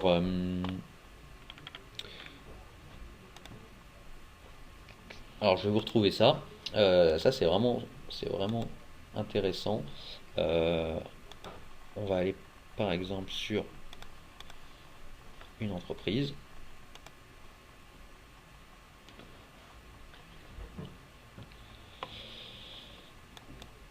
Et on va dire qu'on veut ajouter un document sur cette entreprise. Alors vous voyez là j'ai pris mon document, j'ai fait un drag and drop et là il m'ouvre une nouvelle fenêtre, fichier attaché, dans lequel je vais pouvoir déposer mon fichier. Là on a la zone de drop ici là. Je dépose mon fichier et La il est zone est chargé plus grande, automatiquement. hein. Voilà, On la zone est voit. plus grande. Et puis surtout, j'ai pas besoin d'aller cliquer sur l'onglet fichier comme c'était le cas avant pour aller ajouter un fichier. Notamment une fois que j'ai pris mon fichier et qu'il est prêt à être déposé, si j'avais pas cliqué sur l'onglet fichier, bah, je pouvais pas le faire. Donc voilà, on a amélioré un petit peu ce petit process. Et puis alors ça c'est plus pour les administrateurs, mais on a une nouvelle fonction qui permet de vider le cache de tous les utilisateurs. Ça, c'est très important parce que moi, j'ai vu des clients et des agences qui étaient bloqués parce qu'ils n'avaient pas vidé leur cache. Et du coup, l'application ne fonctionnait pas. Donc, ça a l'air de rien, mais ça va éviter beaucoup de problèmes au démarrage. Bah, effectivement, là, depuis 2-3 versions, on avait beaucoup amélioré le framework JavaScript, voilà. Et du coup, bah, le cache utilisateur, des fois, pouvait bloquer l'utilisation, alors que le problème est vraiment très simple à corriger. Du coup, maintenant, on peut vider le cache des utilisateurs. Alors en fait, c'est pas vraiment vider le cache, c'est générer une nouvelle version du cache, etc. Bon, enfin, en tout cas, ça permet d'éviter ce problème-là que décrivait Florence. Alors après, quelques nouvelles fonctions également. Donc on a rajouté une notion de disponibilité des produits. Donc on peut rendre un produit indisponible pour la fonction devis. On va indiquer par exemple jusqu'au 31 décembre 2016. Et en 2017, on ne pourra plus proposer ce produit dans un devis. On a ajouté des hooks sur Google Maps. Donc qu'est-ce que c'est? C'est qu'en fait aujourd'hui là quand vous affichez Google Maps, il vous met tout un tas de points qui représentent les entreprises, les personnes qui sont à proximité. Et là, on a la possibilité de maintenant de mettre des filtres. Donc ça, c'est au niveau vraiment intégrateur qu'on va pouvoir le faire et dire par exemple qu'on va afficher que les prospects qui sont affectés à l'utilisateur qui est en train d'utiliser Google Maps. Très bien. On- J'ai une question d'Anas. Dans le cas où un objet a trois champs fichiers attachés, le drag and drop propose-t-il la liste des champs disponibles? J'en ai aucune idée. C'est un très bon test, Anas. Écoute, je vais remonter ça à la R&D et puis on va regarder ça. Euh, Remarque, Anas, t'es plus à côté de la R&D que nous, donc je te propose de. Mais si tu nous remontes l'info, c'est bien après. il me semble que ça existe pour les champs mono-valués. Bon, je dois dire que j'ai pas été testé jusque-là. Alors après, en termes de préco, moi je préconise pas forcément d'avoir plusieurs zones de fichiers attachés. Je pense qu'il faut une seule zone de fichiers attachés ou éventuellement avoir des champs mono-valués mais qui ont un sens fonctionnel bien précis. Par exemple, sur une opportunité, vous allez avoir un champ devis signé par le client. Voilà, vous mettez le devis signé par le client et après vous utilisez les champs fichiers attachés pour mettre toutes les autres choses qui sont en lien avec l'opportunité. Alors après, le mur également qu'on a beaucoup amélioré. Voilà, donc on l'a rendu plus, euh, plus orienté partage. On peut indiquer que des messages sont lus pour plus les avoir. On peut rechercher dans tous les messages qu'on a reçus sur le mur. Voilà, donc on l'a un petit peu amélioré et on l'a fait avec un de nos clients, voilà, donc qui était un gros utilisateur du mur. Donc voilà, donc on a utilisé vraiment les retours du terrain pour améliorer cet outil. Alors en termes de paramétrage, on a ajouté des fonctions de purge de données. Voilà, on peut paramétrer des règles pour voilà, indiquer que des données vont être archivées, enfin vont être supprimées. On a amélioré le module d'import, on l'a vu tout à l'heure. On a étendu un peu les fonctions de Field Display Policy. Alors Field Display Policy, pour ceux qui ne connaîtraient pas, c'est une fonction de gestion de droit qu'on peut appliquer à un champ aujourd'hui. Donc on peut indiquer par exemple le champ mobile va être masqué pour les utilisateurs, mais il va être affiché uniquement pour le commercial en charge de la relation. Alors ça, on l'a étendu, cette fonction, on l'a étendu aux autodisplays. Donc on peut avoir maintenant tout un autodisplay qui va être soumis à une règle de Field Display Policy. Et puis on peut aussi l'utiliser là en intégration au niveau des onglets. Donc votre onglet opportunité, par exemple, vous allez dire je vais lui soumettre une règle de droit que je définis dans les display policy. Et du coup, il va s'afficher ou pas en fonction je sais pas si je suis l'acteur en charge du compte, si j'ai tel ou tel rôle, bon, etc., etc. Et après, en termes d'architecture, donc on a ajouté le support du SSO SAML, mais Voilà, Philippe, on y vient. on a, on n'a pas encore, on travaille dessus, on n'a pas encore fait le SSO SAML V2.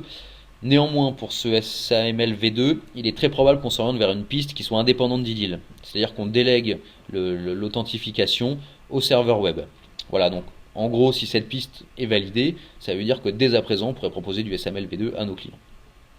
Mais c'est une piste là de test, hein, d'intégration qu'on fait chez nous et a priori on s'oriente vers une solution qui est indépendante d'IDIL. Donc du coup on va probablement la documenter, hein, mais voilà, ça ne sera pas du paramétrage IDIL. On a ajouté des solutions de cryptage de données, notamment pour les mots de passe qui sont recueillis dans la base. Bon voilà, donc ça on peut voir en formation technique, hein. On supporte mieux les normes et consignes OWASP. Voilà, donc on a largement augmenté le taux de règles qui sont supportées par le logiciel. Pour celles qui ne sont pas supportées, on fait des préconisations, donc on documente ça dans notre doc d'intégration. Et alors notamment, il y a des fonctions qui sont incontournables et qui nécessitent de modifier les serveurs OWASP. Hein. Donc voilà, du coup, on a récolté toutes ces préconisations et on les a documentées. C'est très demandé dans les banques, etc. C'est vraiment des aspects sécurité au WASP. Alors, je ne suis pas technique, donc je ne peux pas rentrer dans le détail, mais l'origine est de là. Hein. C'est qu'on avait un compte bancaire client qui souhaitait vraiment mettre en place ces règles. Voilà, et c'était indispensable pour passer chez eux. Donc, Exactement. Et effectivement, on le voit de plus en plus, hein, donc c'est bien qu'on supporte ces règles.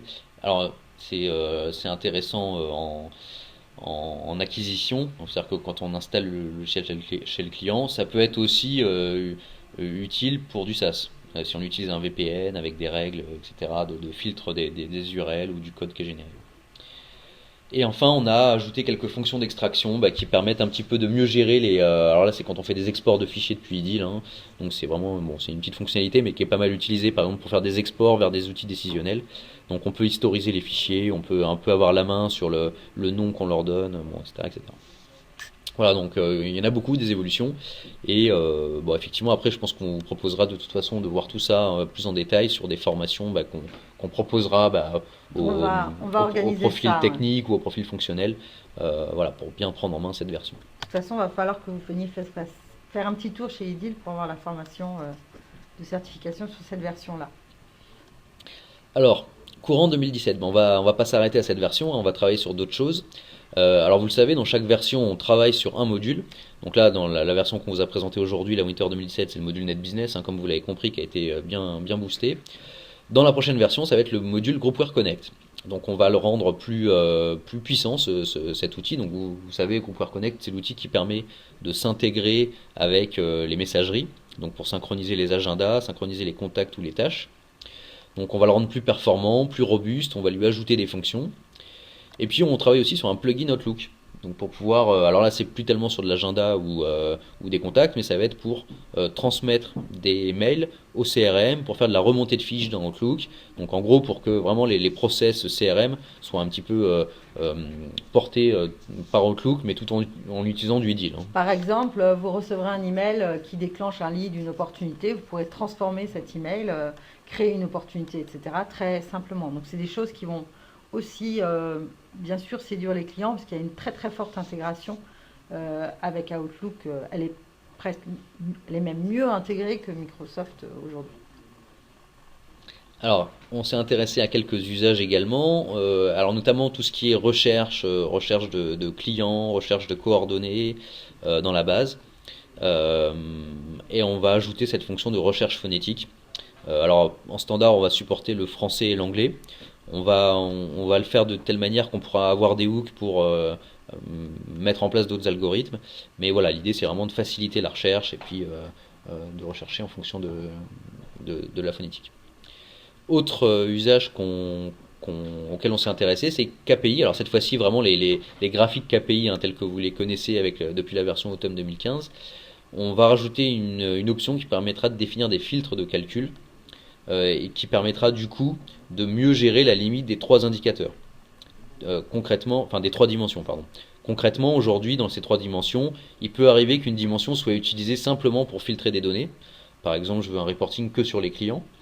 Et ben du coup, on va permettre de mettre ce filtre en amont au moment où on génère la requête. Et du coup, on aura bien trois dimensions qui vont être disponibles et on va plus utiliser cette dimension statut, par exemple, uniquement pour filtrer. Mais on pourra l'utiliser pour permettre à l'utilisateur d'afficher les données qu'il souhaite dans ses graphiques.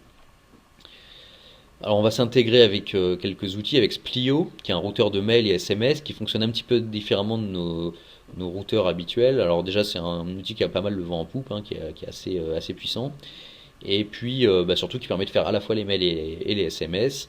Et alors là par contre on sera un petit peu sur le même mode d'intégration que Email on Acid par exemple. C'est vraiment on fournit un connecteur vers ce service, mais après il faudra s'abonner à Splio pour bénéficier des fonctions de routage. Autre sujet auquel on s'intéresse, c'est Blocktel. Donc ça, vous savez, c'est une. c'est les aspects réglementaires, hein. Lorsque vous signez des contrats avec des clients, il y a souvent une maintenance réglementaire qui est demandée. Donc Blocktel est obligatoire aujourd'hui, hein. Vous avez tout à fait la possibilité de dire je ne veux plus être contacté par téléphone euh, pour n'importe quoi, pour qu'on me propose des services en tant que personnel, en tant qu'individu, quoi. Et du coup, ce connecteur Blocktel va permettre d'empêcher d'appeler les personnes qui ne souhaitent pas être contactées par téléphone. Voilà. Alors après, si vous voulez plus d'informations, n'hésitez pas à aller sur ce site, hein, Blocktel. Ça s'adresse uniquement au B2C. Il y a quelques métiers qui échappent à ça, les journaux par exemple, et puis évidemment les administrations publiques. Donc, les CCI ont le droit de prospecter les particuliers encore, c'est pas interdit. Mais voilà, donc il y a tout un tas de choses qui sont un peu contraignantes et du coup qu'on va intégrer dans Edil, et notamment informer si on est en train de prospecter quelqu'un qui est inscrit sur Blocktel, c'est-à-dire qui ne souhaite pas être démarché par le canal téléphone. Il faut savoir que l'amende si on contacte une personne qui s'est inscrite sur Blocktel, l'amende est de 75 000 euros, donc c'est forcément quelque chose de très important pour nos clients.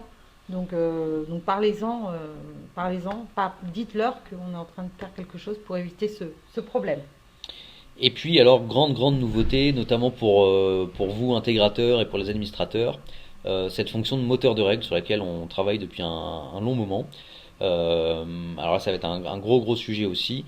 L'idée, c'est de pouvoir définir des règles métiers dans le CRM, dans le module administrateur. Par exemple, si j'ai une opportunité qui passe à commande, alors on passe le statut à client. Voilà. Donc on va pouvoir définir ces règles. Alors c'est des règles qui sont métiers. Aujourd'hui, c'est des règles techniquement qui sont appliquées sur le serveur. Donc pour ceux qui connaissent, pour les pré-save, post-save, etc. Voilà, donc on va avoir un moteur qui va permettre de définir toutes ces règles métiers et de les exécuter automatiquement sans avoir besoin de faire du développement. Bon, alors j'ai une question de Philippe pour Splio. Est-ce que c'est à la place de Mailjet? Non, c'est en complément de Mailjet, hein. Mailjet reste toujours le fournisseur d'emailing, etc. Mais c'est en complément, donc en fait, nous, c'est un peu l'opportunité qui a fait cette intégration avec Splio, puisqu'on l'a fait pour un client en Espagne. Et donc c'est pour ça qu'on l'intègre, parce qu'on pense que c'est comme Outsuite, comme ces outils-là, un outil qui est très important et qui, comme dit Thomas, a le vent en poupe. Donc on a choisi d'intégrer Splio aussi, mais on reste aussi intégré avec Mailjet. Voilà, comme on s'est intégré chez un client avec Mailchimp, mais on n'en a pas fait un connecteur standard. Voilà, le Splio sera un connecteur. Voilà, donc ça c'est pour l'intégration vraiment des routages des emailing et SMSing, hein. Pour en revenir à ce moteur de règles, donc on va pouvoir effectivement définir des règles métiers qui vont être exécutées automatiquement. Et on pourra aussi définir des notifications par email qui vont être envoyées soit aux clients, aux personnes qui ont un email, soit aux acteurs. Donc par exemple, je veux être notifié dès qu'il y a une demande au service client sur mes clients. Je veux notifier le responsable du service client s'il y a une demande qui arrive dans une qualification et sur une priorité haute par exemple. Voilà, donc toutes ces notifications aujourd'hui qui sont parfois un peu complexes à gérer dans Edil, on va pouvoir les déléguer à ce moteur de règles et les rendre paramétrables. Et enfin, tout ça va adopter largement les systèmes de hook, c'est-à-dire que toutes ces règles métiers, voilà, alors on va gérer, on va dire, 90% des cas simples, et puis pour les 10% les plus complexes, eh bien, on va avoir ce système qui va nous permettre d'écrire du code, et donc de faire appel à ce code dans le moteur de règles pour gérer vraiment des cas un petit peu plus avancés. Alors je suis désolée, il y a encore une autre question sur l'emailing. Oui. Donc est-ce que ça va gérer l'intégration et les retours de Boons avec Splio? C'est-à-dire que tu auras... J'ai pas encore l'info. J'ai pas encore l'info. Donc ça, il faudra qu'on vous la fournisse.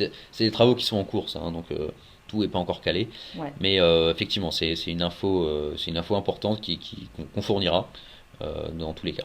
Je pense que tu as les statistiques, etc. Parce que je vois pas comment un client peut se passer de ça intégré dans Edil. Mais à confirmer, Philippe. Oui, dans tous les cas, on aura les stades d'ouverture, de clic, Ouais. etc. Effectivement, le rapport de délivrabilité aujourd'hui, il est lié à Mailjet. Là, je pense que c'est pour ça que Philippe nous posait la question. Et du coup, si on utilise Splio, il faut savoir si Splio nous fournit l'info, si on l'exploite, etc. Donc, dans tous les cas, on va s'y intéresser, puis on vous fournira l'information.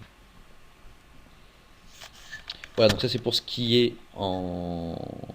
va venir prochainement. Et après d'autres fonctionnalités sur lesquelles on travaille, mais là à moyen ou long terme. La mobilité, donc on travaille sur une API orientée synchronisation, donc pour faire de la mobilité en déconnecté. Faire évoluer notre framework pour vraiment qu'il soit orienté mobilité, responsive. Améliorer l'application smartphone Ideal Contact Plus. Euh, et l'idée, va être également soit utiliser cette application Ideal Contact telle qu'elle existe en standard, avec quelques possibilités de paramétrage, soit ne pas utiliser cette application et développer soi-même, donc l'intégrateur ou le client, son application métier en utilisant l'API de Synchro et le framework Ideal. On s'intéresse également à d'autres usages, donc les usages orientés réseau social d'entreprise. Donc voilà, que le CRM se transforme un petit peu en réseau social interne, donc indiquer qu'on connaît une personne, qu'on peut se mettre en relation avec elle par tel ou tel collaborateur de l'entreprise. On va également améliorer les outils de qualité, de récence des données, donc par exemple être alerté si, je sais pas, une adresse email n'a pas été mise à jour depuis 3 ans. On travaille également sur une extension du moteur de règles pour pouvoir cette fois-ci définir des règles qui sont exécutées côté interface utilisateur. Donc là cette fois-ci c'est si je passe le statut de l'opportunité à qualifier, et ben je vais avoir une zone de champ qui va être supplémentaire qui va être proposée à l'utilisateur. Bon, pour ça on travaille également sur notre framework JavaScript pour encore l'améliorer. Voilà, donc tout ça ce sont des travaux en cours de réflexion. On travaille également sur la bureautique, donc améliorer les liens entre Word et le CRM. Donc là, on a travaillé sur les liens entre Outlook et le CRM, et donc de la même manière, on réfléchit à des usages entre Word et le CRM. Et parmi ces usages, il y aura aussi la possibilité de définir des modèles de fusion directement dans Word. Voilà, donc ce qui va améliorer nettement les capacités de personnalisation de cet outil, et puis aussi sa facilité d'usage. Et puis enfin, dernier sujet plus technique sur lequel on travaille, c'est les web services.